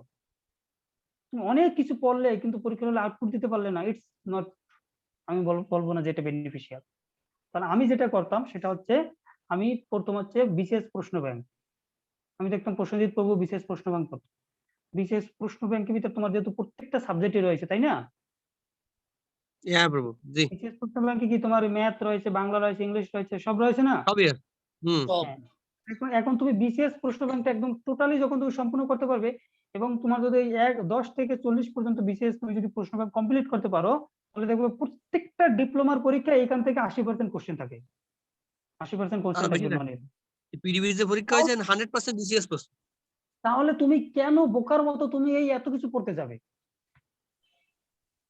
আমার কথা বুঝতে পেরেছো? এইটা হচ্ছে আমরা সবচেয়ে বড় বোকা হই। আমরা যখন অন্যের টেবিলে বই দেখি তখন আমাদের মনটা আর স্থির থাকে না, না আমারও মনে হয় পড়তে হবে, না পড়লে মনে হবে না। আরে বাবা, এই যে এই আজে বাজে এত বই, এই বই তো আমাদের জন্য না, এটা হচ্ছে ননের সাথে কম্পিটিশন করার। আমরা ডিপ্লোমাদের সাথে কম্পিটিশন করতেছি। আমার আগে টিকতে হবে, আমার আগে জায়গা বাঁচাতে হবে। যখনই স্যারেরা কোশ্চেন করে, তখনই যখন থেকে তারা নন টেকনিক্যাল, সরি টেকনিক্যালের সাথে যখন নন টেকনিক্যাল কোশ্চেন করে, তখন তারা কোশ্চেন গুলো করে কি ফেইজেবল কোশ্চেন, যে কোশ্চেন গুলো বারবার পরীক্ষা আসে সেই কোশ্চেন। তুমি দেখো, তুমি পূর্বের 20টা কোশ্চেন ব্যাংক ঘাটাঘাটি করো আমাদের ডিপ্লোমার, এবং তুমি বিশেষ প্রশ্ন ব্যাংকটা ঘাটাঘাটি করে যাও, দেখবে তোমার ওখান থেকে 80 থেকে 90% প্রশ্ন কমন আছে। তাহলে আমার তো 100 মার্ক পেতে হবে না ভাই, আমার তো পেতে হবে 80 মার্ক। 80 মার্ক পেলে আমি লিখে দেবো তার চাকরি নিশ্চিত। সে বুয়েটের পরীক্ষায়, বুয়েটে যদি কেউ 80 মার্ক পায় তাহলে তার চাকরি নিশ্চিত 100%, কেউ ঠেকাতে পারবে না। তাহলে তুমি 80 মার্ক পেলে তোমার এখানে হচ্ছে মনে করো ননে আসবে 40 আর ডিপার্টমেন্টে 60, বা ননে 60 ডিপার্টমেন্টে 40, তুমি 40-এর ভিতরে 35 পাও, আর তুমি এই 60-এর ভিতরে তুমি হচ্ছে কত পাও, 45 পাও, 15 মার্ক বাদ দাও, তাতেও তো তোমার 80 হয়ে গেল। তা তুমি 15 মার্ক যদি বাদ দাও, তাহলে 80% করলেও তো তোমার 60-এর ভিতরে 52-53 চলে যায়। আগে তোমার ম্যানুফ্যাকচারিংটা বুঝতে হবে, তোমার সিলেবাসটাকে এত সুন্দরভাবে গুছাতে হবে। প্রথমে সময় দাও, সময় দিয়ে সিলেবাসটাকে টাইট করো, সিলেবাসটাকে এত সুন্দরভাবে গুছাও যাতে তোমার মনোবল বৃদ্ধি পায়, না আমি পারি আর না পারি 5 বার সিলেবাস রিভিশন দিয়ে গেছি। কিন্তু বারবার রিভিশন করো এমন ভাবে যাতে তোমার প্রত্যেকটা পয়েন্ট যেন বাদ না যায়। যেমন আমি কি করতাম, আমি যখন ডিসি সার্কিট করতাম, ডিসি সার্কিটে একটা ম্যাথ করতাম, ওই একটা ম্যাথে ভিতর, যেমন দেখো একটা ম্যাথে ভিতর আমি 4টা ফর্মুলা অ্যাপ্লাই করতাম। এই যে আমি এই যে আমার এই নোটবুক, আমি ডিসিতে আমি 3-4টা অঙ্ক করতাম। হ্যাঁ, এই দেখো আমি একটা অঙ্ক করতাম, এই অঙ্কটাই মনে করো, এই যে অঙ্কটা দেখতে পাচ্ছি কিনা জানি, এই অঙ্কটা করতাম, এই অঙ্কটা আমি প্রথম সুপারপজিশন করতাম, পরে ওই অঙ্কটাই থেভেনিন করতাম, ওই অঙ্কটাই নর্টন করতাম, আবার ওই অঙ্কটাই আমি পরবর্তী করতাম। ওই অঙ্কটা হচ্ছে কেসিএল কেভিএল আমি অ্যাপ্লাই নোডাল করতাম, নোডাল। হ্যাঁ, আবার দেখা যাচ্ছে ওই অঙ্কটার সাথে যদি ম্যাচিং থাকতো, মানে আমি লাস্টে 2টা অঙ্ক সিলেক্ট করে রাখছি যে এই 2টা অঙ্ক সব ফর্মুলায় পড়ে, কারণ আমার নিয়ে যেতে হবে ফর্মুলা, আমার তবু অঙ্ক আসবে না পরীক্ষা, আসবে না, আমার নিতে হবে ফর্মুলা। হ্যাঁ, আমার নিতে হবে ফর্মুলাটা, কারণ আমরা পরীক্ষার হলে এমন ভাবে ওই যে আরে ভাই থেভেনিন করতে করতে আর নোডালে যাওয়ার সময় হয় না, নোডাল করতে করতে আমার দেখা যাচ্ছে আর ওই ম্যাক্সওয়েলে যাওয়ার সময় হয় না। তাই আমি কি করতাম, আমি সর্বোচ্চ এখানে সময় দেবো আধা ঘন্টা ডিসি সার্কিটের জন্য, এই 2টা অঙ্ক করবো, 2টা অঙ্কের ভিতর আমার টোটাল 5টা ফর্মুলা থাকবে। সিলেবাস কিভাবে তোমার সংক্ষেপ করতে পারে তোমার বুঝতে হবে। এখন তুমি যদি মনে করো তোমার আগে থেকে করা না থাকে, তখন ওই পরীক্ষার আগে যদি তুমি এইভাবে 1বার 2বার দেখে যাও তাহলে তো হবে না। তখন তোমার আগে যখন ফ্রি সময় থাকবে তখন এটা বেশি করে করতে হবে। পরীক্ষার আগে তোমার শুধু ফরম্যাটটা দেখে যেতে হবে, মানে ফর্মুলাটা, যে ও নোডালের এই ফর্মুলা। আচ্ছা প্রভু একটা কোশ্চেন ছিল প্রভু। বলো প্রভু, হ্যাঁ বলো। যদি অনুমতি দেন, এখন একটা থেভেনিনের অঙ্ক আমি করলাম, কিন্তু সুপারপজিশন অ্যাপ্লাই করলাম, ওর তো আসলে উত্তর কোথাও দেওয়া আছে কিনা আমি জানি না, আমার অঙ্ক হলো কিনা আমি বুঝবো কিভাবে? মানে বুঝি নাই তোমার বা আমি নোডালে করলাম, ঠিক প্রভু, মানে আমি একটা ঠিক থেভেনিনের প্রভু, অঙ্ক যেমন আমারও আপনি বললেন কোশ্চেন এটাই। এই পাগলা, তুমি কেন সুপারপজিশনে করলাম, যে পজিশনে করো না কেন অ্যানসার তো একই আসবে। আনসার, হ্যাঁ প্রভু, হ্যাঁ জি প্রভু, আনসার একই।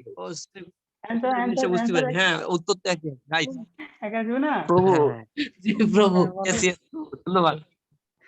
আসলে তো কখনো করে দেখিনি এভাবে, ধন্যবাদ প্রভু। হ্যাঁ, তোমার আমি বললাম না, আমি তো দেখা যাচ্ছে মোট 11টা পরীক্ষা দিয়েছি, এর ভিতরে 9টাই ভাইভা দিয়েছি।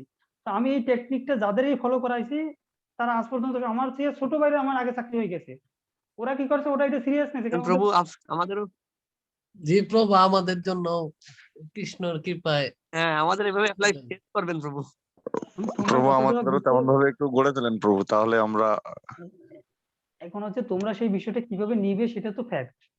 এখন ব্যাপারটা হচ্ছে, একটা হচ্ছে তোমাদের, আমি একটা বললাম, আমি মনে করি আধা ঘন্টা বক বক করলাম, কিন্তু তোমরা আধা ঘন্টা শুধু টাইম পাস মনে করলে, এটা তোমাদের ব্যাপার। কিন্তু তোমরা যদি না এই বিষয়টাকে সিরিয়াস ভাবে নাও, না আমাদের যে কোনো পজিশনে আমাদের আমাদের জায়গাটাকে আমাদের ক্যারি করে নিতেই হবে এট এনি কস্ট, যে কোনো মূল্যে, তাহলে আসলে এটা কঠিন কিছু না। একজন টিকাবে, একজন আমি টিকতে হবে। It's my desire, it's my goal, এটা আমার লক্ষ্য, এটা আমার পুষতেই হবে। একজনটি কেন আমরা টিকবো না? তোমার যদি প্রভু কনফিডেন্স লেভেলটা একটা এভাবে থাকে, ম্যাথকে আমরা যদি মানে থেভেনিন, কেভিএল বা মানে নোডাল যে কোনো ভাবে করলে কি ওই মানে যে প্রতিটাই একই অ্যান্সার আসবে প্রভু? ওরে অবশ্যই কখনো অবশ্যই। দেখিনি। দেখো করে আগে, করে দেখবো। আনসার তো একই ঘুরে। একই অ্যান্সার আসবে, একই। যা হোক, তাহলে তোমরা বুঝতে পারছো ব্যাপারটা কি? হ্যাঁ প্রভু। আবার তোমরা জি এইভাবে প্রভু, বুঝতে পারছি। ক্লাসের মাঝে মাঝে কথা বলবো। আমাদের অনেক সময় অলরেডি চলে গেছে, তোমাদের অনেক হ্যাঁ গুরুত্বপূর্ণ প্রভু। কাজ রয়েছে, আমাদের অনেক পার্টিসিপেটও চলে গেছে, 16 জন আছে মাত্র। এরা আমার এই ভকভকানি এদের ভালো লাগে না। ঠিক আছে, হরে কৃষ্ণ। হ্যাঁ বলো। তো মানে মানে যে টপিক গুলো আলোচনা করতেছেন মানে এর আগের ক্লাস গুলো কিংবা প্রথম থেকে, তো আমার আসলে ক্লাসটা নিতে একটু কষ্ট হচ্ছে। তো এই মানে বেশি একটা প্রেশার হয়ে যাচ্ছে মনে হচ্ছে আমার কাছে। বুঝি না ভাই। তো মানে আমি ডিপ্লোমা রানিং মানে 4th সেমিস্টার, এই জন্য তো আমি সব বিষয়টা আর কি ভালো করে বুঝতে পারতেছি না। তুমি লেগে থাকো শুধু, তোমার তোমার তোমার বুঝতে হবে না। তুমি যে সময়টা দিচ্ছ না, এই সময়টা একসময় তোমার কাছে হিরোর টুকরোর মতো দামি হয়ে থাকবে। তো মানে আমি আসলে আপনার সাথে শেয়ার করবো, কিন্তু আমি লজ্জায় বলতে পারতেছিলাম না, কিন্তু এখন ভাবছি তুমি চেপে আমাকে রেখে কি লাভ। পার্সোনালি, আমার সাথে পার্সোনালি কথা বলো, হ্যাঁ, কারণ এখানে তো ক্লাস চলতেছে। আমি সবসময় ফ্রি রয়েছি, আমার সাথে পার্সোনালি মেসেঞ্জারে কথা বলো, হ্যাঁ। তো মানে অনেক অনেক টাস্ক মানে নতুন নতুন নিয়ে আসতেছে। আমরা মাত্র ইলেকট্রনিক্স এর একটা সাবজেক্ট পাইছি, ইন্ডাস্ট্রিয়াল ইলেকট্রনিক্স, তাও এটা তো ভালোভাবে পড়তে পারলাম না। 15 দিন ক্লাস আচ্ছা, তুমি করছিলাম। তুমি তুমি তুমি তুমি আমার সাথে ক্লাসে থাকো আর আমার সাথে পার্সোনালি যোগাযোগ করো, ঠিক আছে? ও আচ্ছা আপু, আপনাকে আমি রিকোয়েস্ট দেখেন দিছি ইমন দাস নামে। ওকে ওকে ওকে, ঠিক আছে ঠিক আছে, আমি দেখবো ভাই। ঠিক আছে, ওকে, হ্যাঁ। আচ্ছা ঠিক আছে আপু, একটু দেখেন কি করে। আচ্ছা ঠিক আছে। আচ্ছা দেখো, এখন আমরা ম্যাথে চলে যাবো। আমরা একটা দুইটা ম্যাথ করাবো, আজকে আর করাবো না, কারণ অনেক সময় অলরেডি চলে গেছে। তোমার ধরো একটা ধৈর্যের বাঁধ আছে, হ্যাঁ, ধৈর্যের বাঁধ না থাকলে পরে আর ভালো লাগবে না। তো দেখো, আমরা মনে করো আমরা কি বলছিলাম, যে এই ডায়োডটা দিয়ে আমরা কি বলছিলাম, যে এটা দিয়ে হচ্ছে কারেন্ট ফ্লো হচ্ছে, এদিক দিয়ে এই যে বাধা দিচ্ছে। তাহলে মনে করো এটা একটা ডায়োড, এটা মনে করো সিলিকন ডায়োড, এখানে একটা ব্যাটারি আছে, এখানে একটা লোড আছে, এখানে 7 ভোল্ট আছে, এইখানে মনে করো আরএল আছে 5 ওহম বা 5 কিলো ওহম। এখন যদি বলা হয় এই ডায়োডের ভোল্টেজ ড্রপ কত, তাহলে দেখো এই ডায়োডের ভোল্টেজ ড্রপ তোমরা দেখেই বলতে পারবে না, বলো তো? সিলিকনটা 0.7 প্রভু। তাহলে এটাকে ক্যালকুলেশন করতে হবে না। তাহলে মুখে মুখে কিন্তু হয়ে গেল। এখন যদি এইখানে 0.7 ভোল্ট ড্রপ হয়ে যায়, তখন এখন যদি বলে আমার ভিএল কত 4.3 বা ভি0 কত, তাহলে কত হবে 4.3 বলো তো? কত? 4.3 4.3 প্রভু। 4.3? সরি 0.7 দিলে 6.3। ও যোগ হবে। হ্যাঁ ভুল হয়েছে মাইনাস হবে প্লাস। তাহলে দেখো এই দেখো আমি এখন তাহলে দেখো আমি এখানে এই যে দুইটা রেজাল্ট কিন্তু আমি বলা মুখে মুখে আমি বের করে ফেলছি, তাই না? ইয়েস। তাহলে এখন আমি যদি কারেন্ট বের করতে চাই I0, তাহলে কি হবে? V0 বাই RL বা R0, তাহলে আমি ভাগ করলে আমার কারেন্ট বের হয়ে যাচ্ছে। তাহলে দেখো এই যে ম্যাথ গুলো, এই টাইপের সব ম্যাথই আমরা দেখবো সামনে। এটিকে তোমরা বুঝতে পারছো? কেউ বুঝতে পারোনি এমন কেউ আছে? দেখো তো এখানে।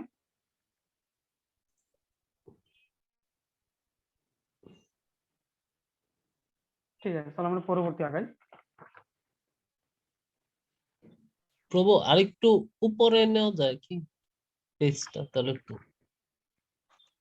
হ্যাঁ প্রভু, ঠিক আছে। আমার একটু ঠান্ডা লাগছে তো, এই জন্য কাশি হচ্ছে বেশি কথা বললে। দেখো আমার নোটবুক থেকেই তোমাদের পড়াচ্ছি, আমি যেগুলো নোট করে রেখেছি এক্সেপশনাল গুলো, তোমরা তাড়াতাড়ি দেখো। এটা অবশ্য আমার রেজোন্যান্স থেকে নোট করা, আর ইসে আছে কিছু অল্প। মানে তোমরা ইংলিশ মিডিয়ামের বুক টুক কেউ পড়ো যারা চাকরি প্রিপারেশন নিচ্ছ? ইংলিশ না প্রভু, ইংলিশ মিডিয়ামটা শুরু করিনি, রেজোন্যান্সটা করতেছি প্রভু এখন। রেজোন্যান্স করো, রেজোন্যান্স কমপ্লিট হলে ইংলিশ মিডিয়াম শুরু করতে হবে। আর ইংলিশ মিডিয়াম একটু দেখতে হবে, ইংলিশ মিডিয়াম বলতে পূর্বের প্রশ্ন ব্যাংক দেখতে হবে, তাহলে কি প্রভু হবে আমার তোমরা। তো রেজোনেন্স নাই, অপটিমাম আছে। তো প্রভু রেজোন্যান্স নিলে রেজোনেন্স ভালো। পিডিএফ একটু দেওয়া যায় আপাতত কিছুদিনের জন্য? এই ভাই দিছি কারণ তো পিডিএফ, তুমি তো খেয়ালই করো না, এভাবে বললে হবে? তোমাদের গ্রুপে তো দিয়ে দেওয়া আছে পিডিএফ। কিন্তু প্রভু ওইটার মধ্যে ডায়ট নাই, মাত্র 180 পেজ আর কি। আচ্ছা আচ্ছা, ডায়োড নাই না? না প্রভু। তুমি একটা কুরিয়ার সার্ভিসে বা একটা ইসে ডুয়েটের কেউ কাছাকাছি থাকলে তার থেকে একটা বই নিয়ে না, বুঝছো? পিডিএফ দিয়ে আসলে এগুলো হয় না। মানে পড়াশোনাটা একটা ব্যাপার হচ্ছে তোমার ফিজিক্যালি হওয়া, আর একটা হচ্ছে এই যে যেমন এখন যদি আমরা ফিজিক্যালি ক্লাস নিতাম তাহলে কিন্তু যেহেতু রেসপন্সিবিলিটি বা যেভাবে আমার হতো, কিন্তু এটা অনলাইনে এইভাবে হয় না যতই যা হোক না কেন, তাই না? জি প্রভু জি। তো যেহেতু আচ্ছা। তোমার বইটা খুবই দরকার, তুমি একটা 1,60,70,000 টাকার একটা বেতনে চাকরি করবা, তুমি এখন একটা 500 টাকার একটা বই তুমি কি সংগ্রহ করতে পারবে না? না না প্রভু, এটা পারবো, কিন্তু প্রভু মানে দেখুন আমার বাসা এখানে ডুয়েট থেকে একটু দূরে তো অনেক, এই জন্য আর কি। এখানে তো এখানে কোনো আপাতত কিন্তু নাই। আমার কথাও শুনে বোঝো আগে, তোমার ডিটারমিনেশনটা এরকম থাকবে যে এনি হাও যে কোনো ভাবে আমার এটা সংগ্রহ করতে হবে। তুমি প্রচেষ্টা করো, একটা হার্ড আনসার ট্রাই করো, দেখো টুডে তোমরা তোমার বই হয়েই যাবে। আর তুমি যদি এটাকে হালকা ভাবে নাও তাহলে তুমি ওইখানেই থেকে যাবে। আমার কথা বুঝতে পারছো? আমার এইসব ক্ষেত্রে আমি আবার একটু বুঝতে পারছি। কঠোর, যে জায়গাগুলোতে যেমন আমি কিন্তু এখন মনে করো চাকরি করতেছি, পড়াশোনা করার সাথে সাথে কিন্তু আমি গতকাল আমি একটা বই অর্ডার দিয়েছি রনি পারভেজের বিএসসির জন্য। কেন বলো তো? কারণ ইটস মাই নেসেসারি, এটা আমার প্রয়োজন। আমি কিভাবে করবো আমি জানি না, আমি আজকে এটা 1 মাস যাবত ট্রাই করতেছি, বই হচ্ছে না, কালকে হয়েছে। আমাদের আমাদের মেসেজ করেছে যে বই কমপ্লিট হয়েছে, আমি সাথে সাথে ওখানে অর্ডার দিয়ে দিয়েছি। তুমি অর্ডার দিয়ে দাও, প্রয়োজনে তোমার 50 টাকা বেশি খরচ হোক, কিন্তু তোমার নেসেসারি। যেমন আমাকে প্রসেনজিৎ প্রভু বলতো, আমি যখন টিউশনি যেতে যেতাম আমি বলতাম, প্রভু আপনি টিউশনি করেন না, এই বয়সে আপনি বাড়ি থেকে টাকা আনতে আছেন, আপনার বয়স চলে, এখন আপনি ভার্সিটি কমপ্লিট হয়ে গেছে, 1 বছর হয়ে গেছে, আপনি ফার্স্ট ক্লাস ফার্স্ট, এখনো টাকা আনলে প্রভু কেমন দেখায়?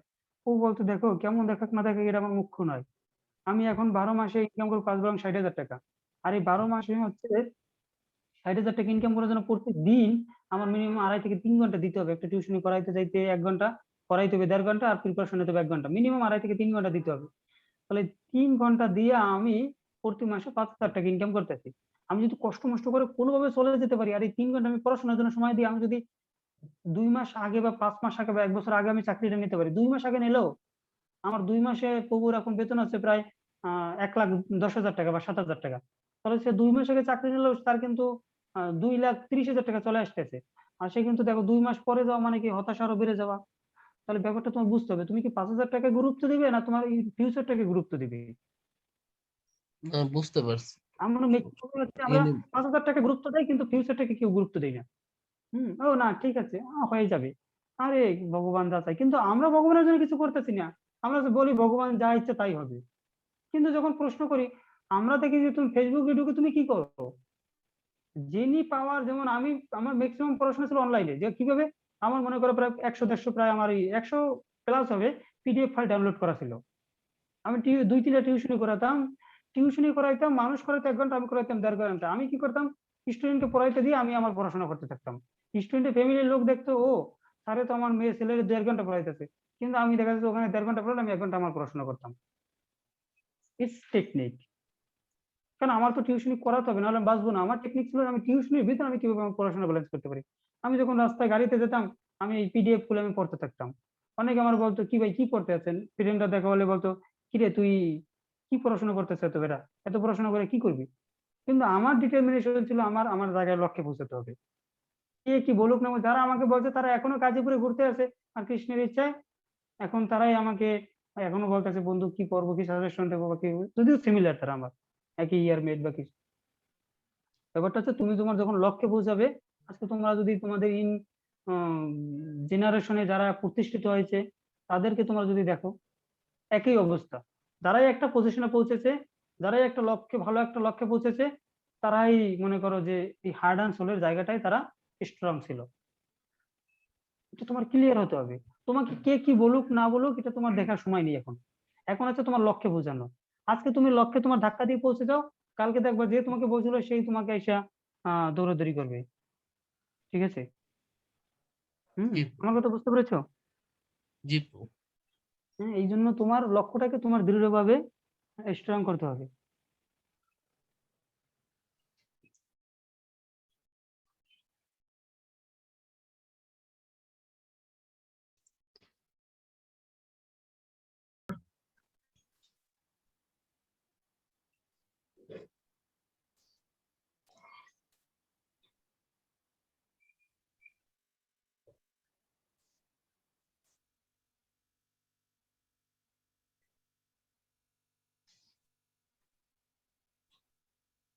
ও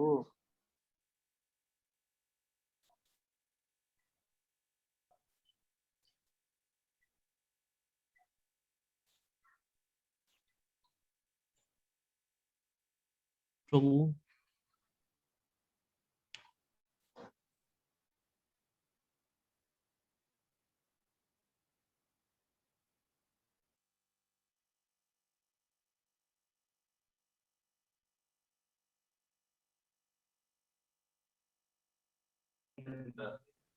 হ্যাঁ ভাই, ঠিক আছে, এই অঙ্কটা দেখো, এই অঙ্কটা দেখে আমরা কমপ্লিট করে দেবো আজকে। এখন দেখো এখানে একটা সোর্স দিয়েছি 20 ভোল্টের, এখানে একটা ডায়োড রয়েছে D1 D2 D3। তাহলে কৃষ্ণ, এখন দেখো এই ডায়োড গুলো, যেহেতু আমি কি বলছিলাম, ডায়োডের যদি নামকরণ না করা থাকে বা ডায়োডটা যদি আইডিয়াল না বলা থাকে, তাহলে এটাকে আমরা কি ডায়োড ধরবো? সিলিকন। সিলিকন ধরে সিলিকন ডায়োড। এই দেখো আমি সিলিকন মনে করি এখানে এখানে আমি লিখে দিয়েছি যে lead diode D2 is silicon. ঠিক আছে, lead diode D2 is silicon. আমি D2 সিলিকন ধরছি কেন বলো তো? সিলিকন D2 উল্লেখ সিলিকন ধরছি কেন বলো? হ্যাঁ, কারণ হচ্ছে D1 এবং D1 ডায়োডটা হচ্ছে আমার আইডিয়াল লেখা আছে, D1 ডায়োডটা আইডিয়াল লেখা আছে। যদি আইডিয়াল না থাকে তাহলে D1 আমরা সিলিকন দেবো। তাহলে এখানে যেহেতু আমরা হচ্ছে যেহেতু এখানে স্বাভাবিকভাবে করতেছি, যদি আইডিয়াল লেখা থাকে তাহলে তো আইডিয়াল থাকবে, আর না হলে আমরা সিলিকন ধরে নেব। তাহলে আমরা ধরে নিলাম মনে করো যে ডায়োড D1 D2 সিলিকন।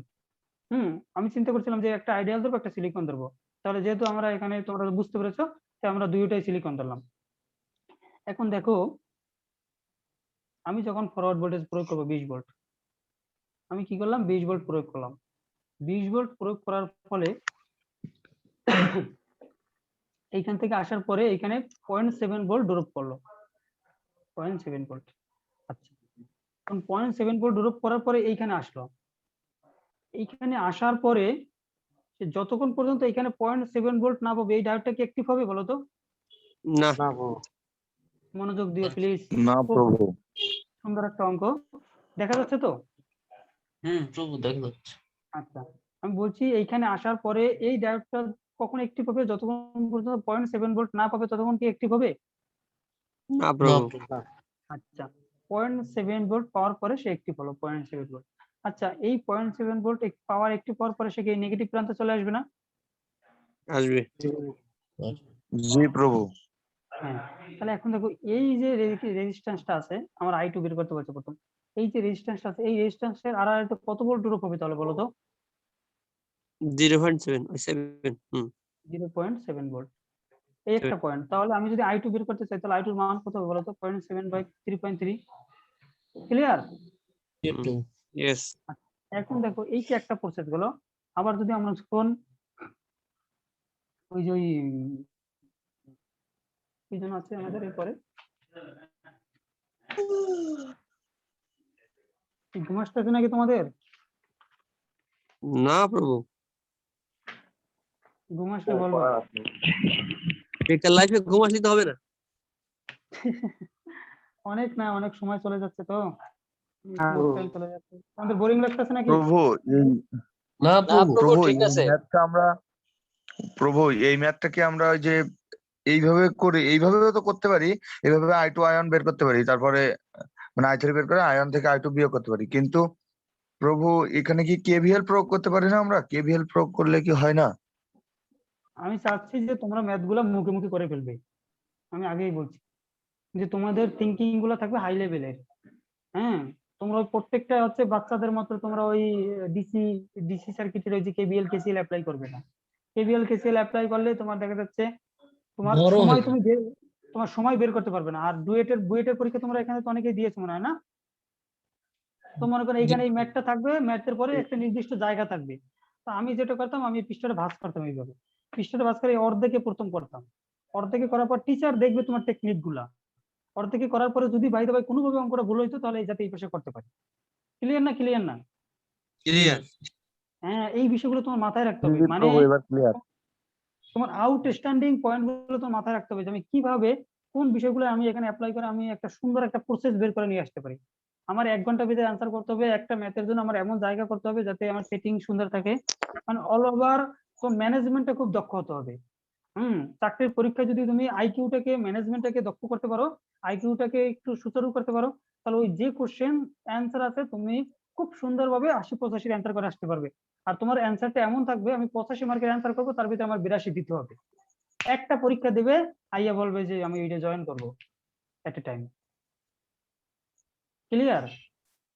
জি প্রভু। ওকে, তাহলে দেখো আমি এখানে দেখেছি যে ভোল্টেজ ড্রপ। আরেকটা আছে যখন আমরা ক্লিম্পিং ক্ল্যাপিং করব তখন আমরা এটা শিখবো।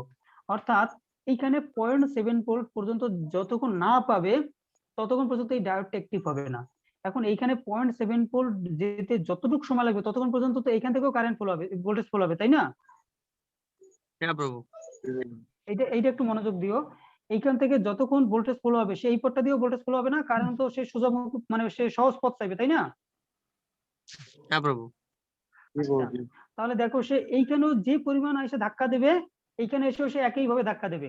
তাহলে এইখানে এই যে 0.7 ভোল্ট ফলো হতে যে সময় লাগবে, মনে করো 0.7 ভোল্ট ফলো হতে মনে করো 0.7 ভোল্ট ফলো হতে তার 3 ন্যানো সেকেন্ড সময় লাগলো। তো 3 ন্যানো সেকেন্ড সময় কি এখানেও সে ধাক্কা দেবে না এসে? দিবে। আচ্ছা, এখন দেখো এখানে যে পরিমাণ এসে ধাক্কা দেবে সেম ভাবে এই জায়গাটা এসেও তো সেই পরিমাণ ধাক্কা দেবে, তাই না? জি প্রভু। হ্যাঁ, এইটা যদি তুমি যদি বুঝতে পারো তাহলে ক্লাম্পিং এর যে অঙ্কগুলো আছে, বিশেষ করে ক্লাম্পিং এর যে অঙ্কগুলো আছে সব পারবে। এই একটা পয়েন্ট তুমি বুঝতে পারলে যে জি এট প্রভু, এ কারণ টাইম। ভোল্টেজ তো দুই জায়গায় যাচ্ছে, নিচেও আবার ওইদিকে। হ্যাঁ, কারণ সে যত মানে কারেন্ট তো হচ্ছে মানে সমান পথ দিয়ে সমানভাবে ফ্লো হবে যত পথ পাবে সে। হ্যাঁ, তাহলে দেখো আমি আবার বলছি যে এইখান থেকে এইখানে যখন ভোল্টেজ আসলো আইসা যে যতক্ষণ সময় 0.7 ভোল্ট ফলো হতে যতক্ষণ সময় লাগবে, কারণ 0.7 ভোল্ট ফলো না হলে তো সে অ্যাক্টিভ হবে না, ডায়োডটা তো অ্যাক্টিভ হবে না, হবে? না না। হ্যাঁ, এইখানে যতক্ষণ 0.7 ভোল্ট ফলো হবে সিমিলারলি একই টাইমে এইখানে এই রেজিস্ট্যান্সের মধ্য দিয়ে ওই একই কারেন্ট মানে একই ভোল্টেজ ফলো হবে, একই ভোল্টেজ ফলো হবে একই টাইমে। যখন এইটা 0.7 ভোল্ট ফলো হওয়া সম্পূর্ণ হয়ে যাবে তখন তো এইটার ভিতর দিয়ে সম্পূর্ণ ভোল্টেজটা ফলো হতে মানে এটা তো কোনো হয়ে যাবে, অ্যাক্টিভ হয়ে যাবে। অ্যাক্টিভ হলে এটার ভিতর দিয়ে সম্পূর্ণ কারেন্টটা ফলো হবে না? জি প্রভু। তাহলে দেখো তো এইটা দিকে তোমরা কি ভাবছো বলো তো, এইটার ভিতর দিয়ে তখন তাহলে কত ভোল্টেজ ফলো হয়েছে? 0.0. হ্যাঁ, খুব ইন্টারেস্টিং একটা 0.7 পয়েন্ট। এটা তোমরা আমি পড়ানোর পরে চিন্তা করো। তাহলে এইটা যতটুকু ভোল্টেজ বাধা দেবে সেম টাইম এইটা দিয়ে ততটুকু ভোল্টেজ ফলো হবে। তার জি মানে কি প্রভু। এই সাপেক্ষে হ্যাঁ, যদি আমরা ওর চিন্তা বেশি করি হবে। তাহলে পরে তো কন্ডাক্টর হয়ে যাবে। ইয়েস, হ্যাঁ, পরে তো এটা কন্ডাক্টর হয়ে যাবে। তাহলে দেখো এই কন্ডাক্টর হয়ে ভোল্টেজ যাবে। তাহলে হ্যাঁ, তাহলে এই আড়াইতে তাহলে কত কারেন্ট ফলো হবে তাহলে আমি এইভাবেও বের করে ফেলতে পারতেছি। যেহেতু এর ভিতর দিয়ে 0.7 ভোল্ট ফলো হবে তাহলে 3.3 এম্পিয়ার, তাহলে 3.3 কিলো।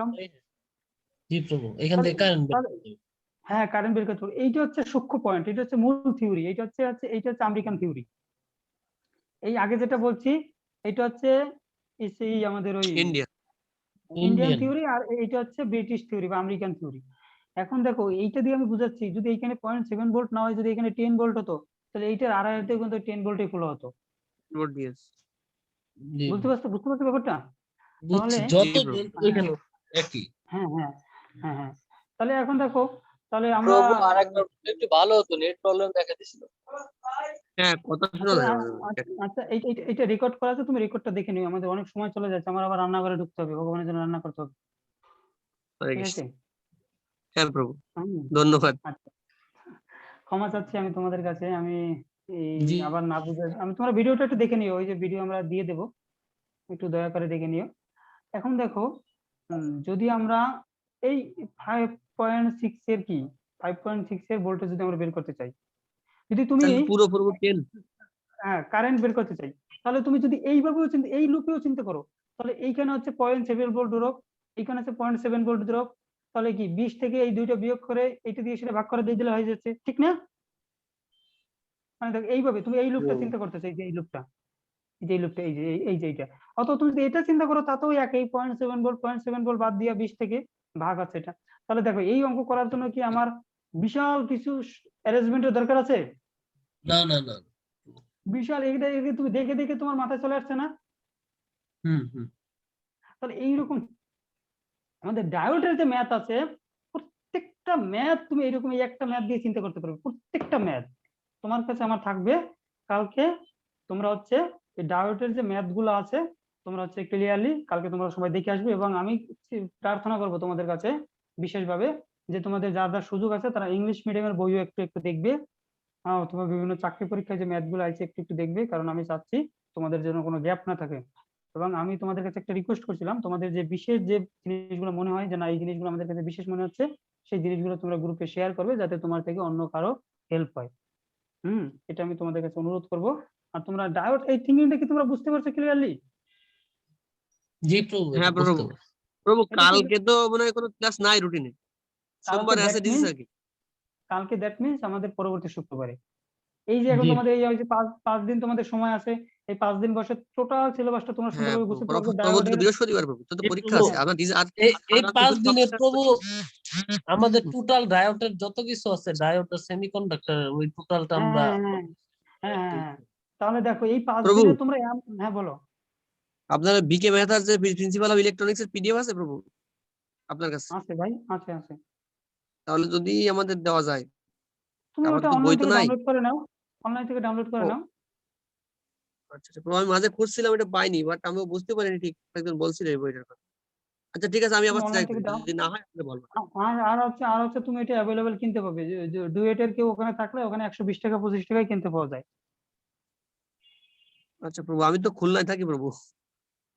ও আচ্ছা, খুলনায় তো তোমাদের ওখান থেকে আমাদের ডুয়েটে এখানে খুলনার অনেকেই রয়েছে, তোমার যদি কারোর সাথে কোনো সম্পর্ক থাকে খুলনায়, এই যে বিপ্লব মন্ডল রয়েছে ডুয়েটে, এই সে হচ্ছে তোমাদের এখানে কেউ কানেক্ট যোগাযোগ আছে, ও কিনে তোমাকে বই কুরিয়ার আমি করে দেবো, পাঠিয়ে দেবে। কানেক্ট করে নেবো, সমস্যা নেই। আচ্ছা ধন্যবাদ। হ্যাঁ আমার সেই কথা হচ্ছে শুধু কি আমার কথা প্রিন্সিপাল হচ্ছে অফ তোমরা ইলেকট্রনিক্স কোনো বই আছে প্রভু? বইয়ের নামটা বললে দিলে কি কি বই আমাদের দরকার? এই যে এই বইটা তোমরা কালেক্ট করবে, এটা প্রিন্সিপাল অফ ইলেকট্রনিক্স। প্রভু এটার নাম তো জানি প্রভু, বিকে মেহতা, বিকে মেহতা। হ্যাঁ এই যে বিকে প্রভু মেটা, একটু আর আবার দেখান। এই যে প্রিন্সিপাল বিকে মেহতা। প্রভু আর কোনো বই দরকার আছে এটা ছাড়া? এইটা তোমরা যে আমাদের ডিপ্লোমার জন্য এটা কালেক্ট করো, আর যারা বিএসসি এর জন্য প্রিপারেশন নিতে চাচ্ছ তারা হচ্ছে সান্দ্রার একটা বই আছে, সেদ্রার একটা বই আছে, ওইটা পড়া যেতে পারে, কিন্তু আমাদের সেদ্রা স্মিথ। ওইটা কিন্তু আমাদের ডিপ্লোমাদের জন্য এত কিছু দরকার নেই। আমি বললাম না আগে তোমাকে যে তুমি অনেক কিছু নিলে, কিন্তু কি হলো তখন পারলাম না। জি প্রভু ধন্যবাদ। এটা দরকার নেই ভাই, আমি এগুলা ঘেটে ঘুটে খেয়েছি, অনেক দেখেছি। প্রভু আগে এই বইটা শেষ করি, তারপর বেসিক্যালি ব্যাপার হচ্ছে আপনি আগে হাঁটছেন। আমি ভাই আপনি আগে আমি এই চাকরি পাওয়ার পরও আমি ঘাটতে এসেছি, এখন আমি যেহেতু ঘাটতে এসেছি, এখন আমি দেখতেছি আমি যখন চাকরির পরীক্ষা দিয়ে আসতাম, তা আমি আসার পরে দেখতাম যে ওই আমার ওই ঈশানের দাদারা থাকতো, সিনিয়র দাদারা, তারা ত্রিপলিতে পরীক্ষা দিয়ে আসতো, আমি দেখতাম যে তাদের কোশ্চেনে আমি প্রায় 40% অ্যান্সার করতে পারতাম,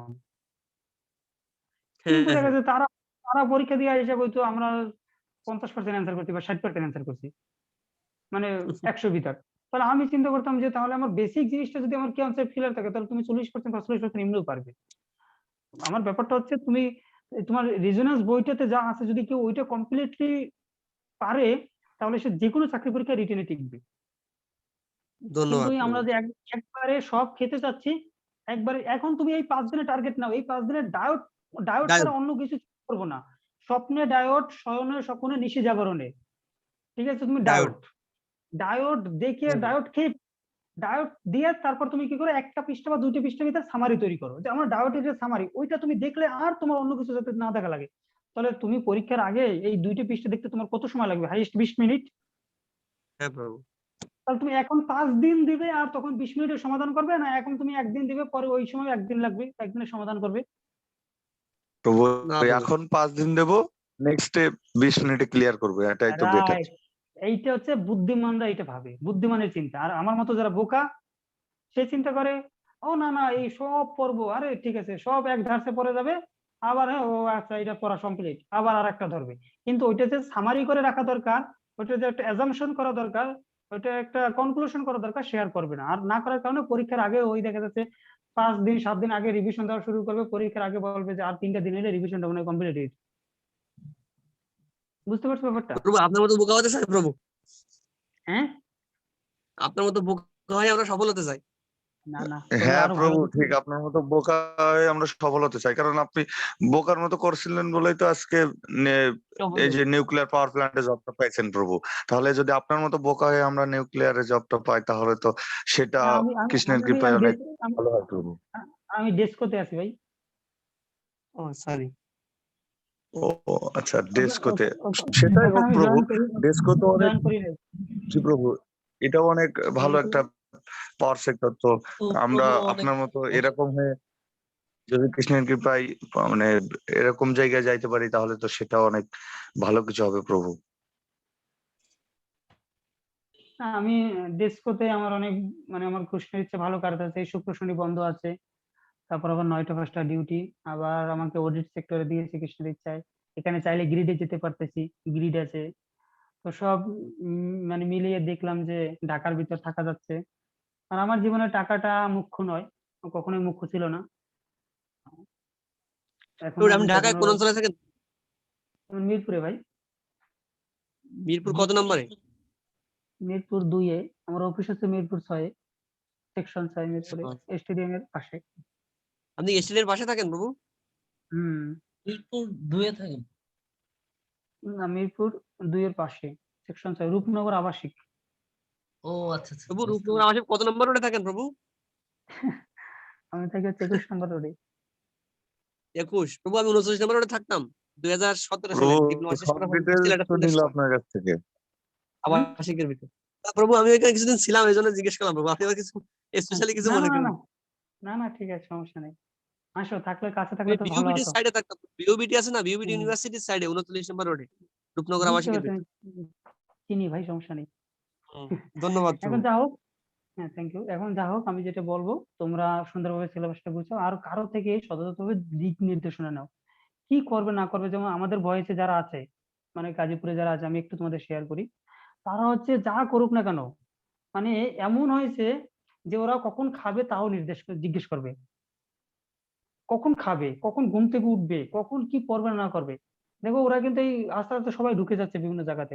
কারণ একটা সুন্দর একটা রিয়েলিটি লাইফ লিড না করতে পারলে চাকরিতে টিকে থাকা খুব কঠিন ব্যাপার। কারণ তোমার এক হচ্ছে মানসিক স্পিড নিয়ে থাকতে হবে, মানসিক ব্যালেন্স থাকতে হবে, মানে মানসিক স্পিডও থাকবে, সাথে ব্যালেন্স থাকবে, সাথে ধৈর্য থাকবে। ব্যালেন্স, স্পিড, ধৈর্য, এই 3টা জিনিস যদি তুমি রাখতে পারো ধরে, টু ডু অর টু, না হয় কারো 10 দিন লাগতে পারে, কারো 20 দিন লাগতে পারে, কারো 1 মাস লাগতে পারে, কিন্তু 1 মাসের ওভার হবে না, তুমি তোমার যুদ্ধে জয় করবেই। হুম। যেমন আমার শ্যামলী আইডিয়াল পলিটেকনিক থেকে আমাকে অফার দিয়েছিল, কিন্তু আমি চিন্তা করছিলাম এইখানে তো ওরা গেলে তো ওরা তো এসি রুমে ঘাম ঝরাবে, তো আমি এসি রুমে ঘাম ঝরাবো না, আমি রোদে ঘাম ঝরাবো। এখন কৃষ্ণের ইচ্ছা আমি রোদে ঘাম ঝরাই, কেমন বলতো? এই ফাইলটা নিয়ে বেরোই, অফিসের মাইক্রো আছে, মাইক্রোতে যাই, মাইক্রোতে গিয়ে দেখা যাচ্ছে হম এই রোডে গাড়ির ভিতর ঘুরে টুরে, এই এদিক দিয়ে ওদিক দিয়ে ঘুরে টুরে 2-4টা দেখে টেকে চলে আসি বাসায়, অফিসে চলে আসে, বসে বসে বাসায় চলে আসি। হম। এই যে দেখো, মানে তোমার প্ল্যানটা থাকতে প্রভু হবে না। আমরা এখন আমি আপনার দিক নির্দেশনা চাই প্রভু, ঠিক আছে, সেটা হবে, সেটা আমরা তোমরা আপনার মতো কতটুকু, সফল ব্যক্তির দিক নির্দেশনা চাই। এটা ঠিক আছে তোমাদের কথা, কিন্তু তোমরা সেইভাবে আগাও। আগে তোমাদের চাইলে তো হবে না, তোমরা তো সেটা অ্যাপ্লাই করতে হবে লাইফে। আমি যে জিনিসগুলো প্রভু, তোমাদের শেয়ার করছি আমরা তোমরা সেটা অ্যাপ্লাই করো, আর সব প্রভু। যথাযথভাবে যোগাযোগটা রাখো। যথাযথভাবে যোগাযোগটা হ্যাঁ, রাখো, আমাদেরও জি তোমরা উৎসাহ দিয়ে রাখো। আর আমি বলবো যে 5 দিন তোমরা টোটালি ডাউট সম্পর্কে যা আছে ইন্টারনেট থেকে ঘেটে হোক বা বিভিন্ন ভাবে তোমরা ঘেটে ঘেটে ডায়োড কি, মানে ডায়োড খেয়ে ফেলো। আর যেগুলো না পারতেছো সেগুলো রেখে দাও আমাদের জন্য, আমরা আর একটা ডায়োডের উপর ক্লাস করাবো, এরপরে আমরা কিন্তু আর ডায়োড ধরবো না। ঠিক ওকে। আছে? জি প্রভু, ওকে, আমরা এই জি 5 প্রভু। তো আমি হচ্ছে তোমাদের একটা link দিয়ে দিচ্ছি এখন, তোমাদের একটা ওই যে কথা বলছিলাম তো তোমরা হচ্ছে ওইটা, আমি তোমাদের লিঙ্কটা দিয়ে দিচ্ছি, দাঁড়াও। লিঙ্কটা কোথায় কৃষ্ণ? তোমরা সবাই পরীক্ষা অংশগ্রহণ করবে, আর সবাই কমে যাচ্ছে কেন? তোমরা একটু গ্রুপে এটা নিয়ে ডিসকাস করো যে আমরা যদি এভাবে কমে যাই তাহলে যারা ক্লাস নিচ্ছে তাদের, কারণ আমরা কোনো স্বার্থের বিনিময়ে নিচ্ছি না। এমন নয় যে তোমাদের 2 ঘন্টা যাবত ক্লাস নিচ্ছি, আমি একটু পরে আমি তোমাদের থেকে একটা পাবো। আমাদের একটা উদ্দেশ্য যে তোমাদের উপকার হোক কিছু, কিন্তু তোমরা যদি এভাবে না থাকো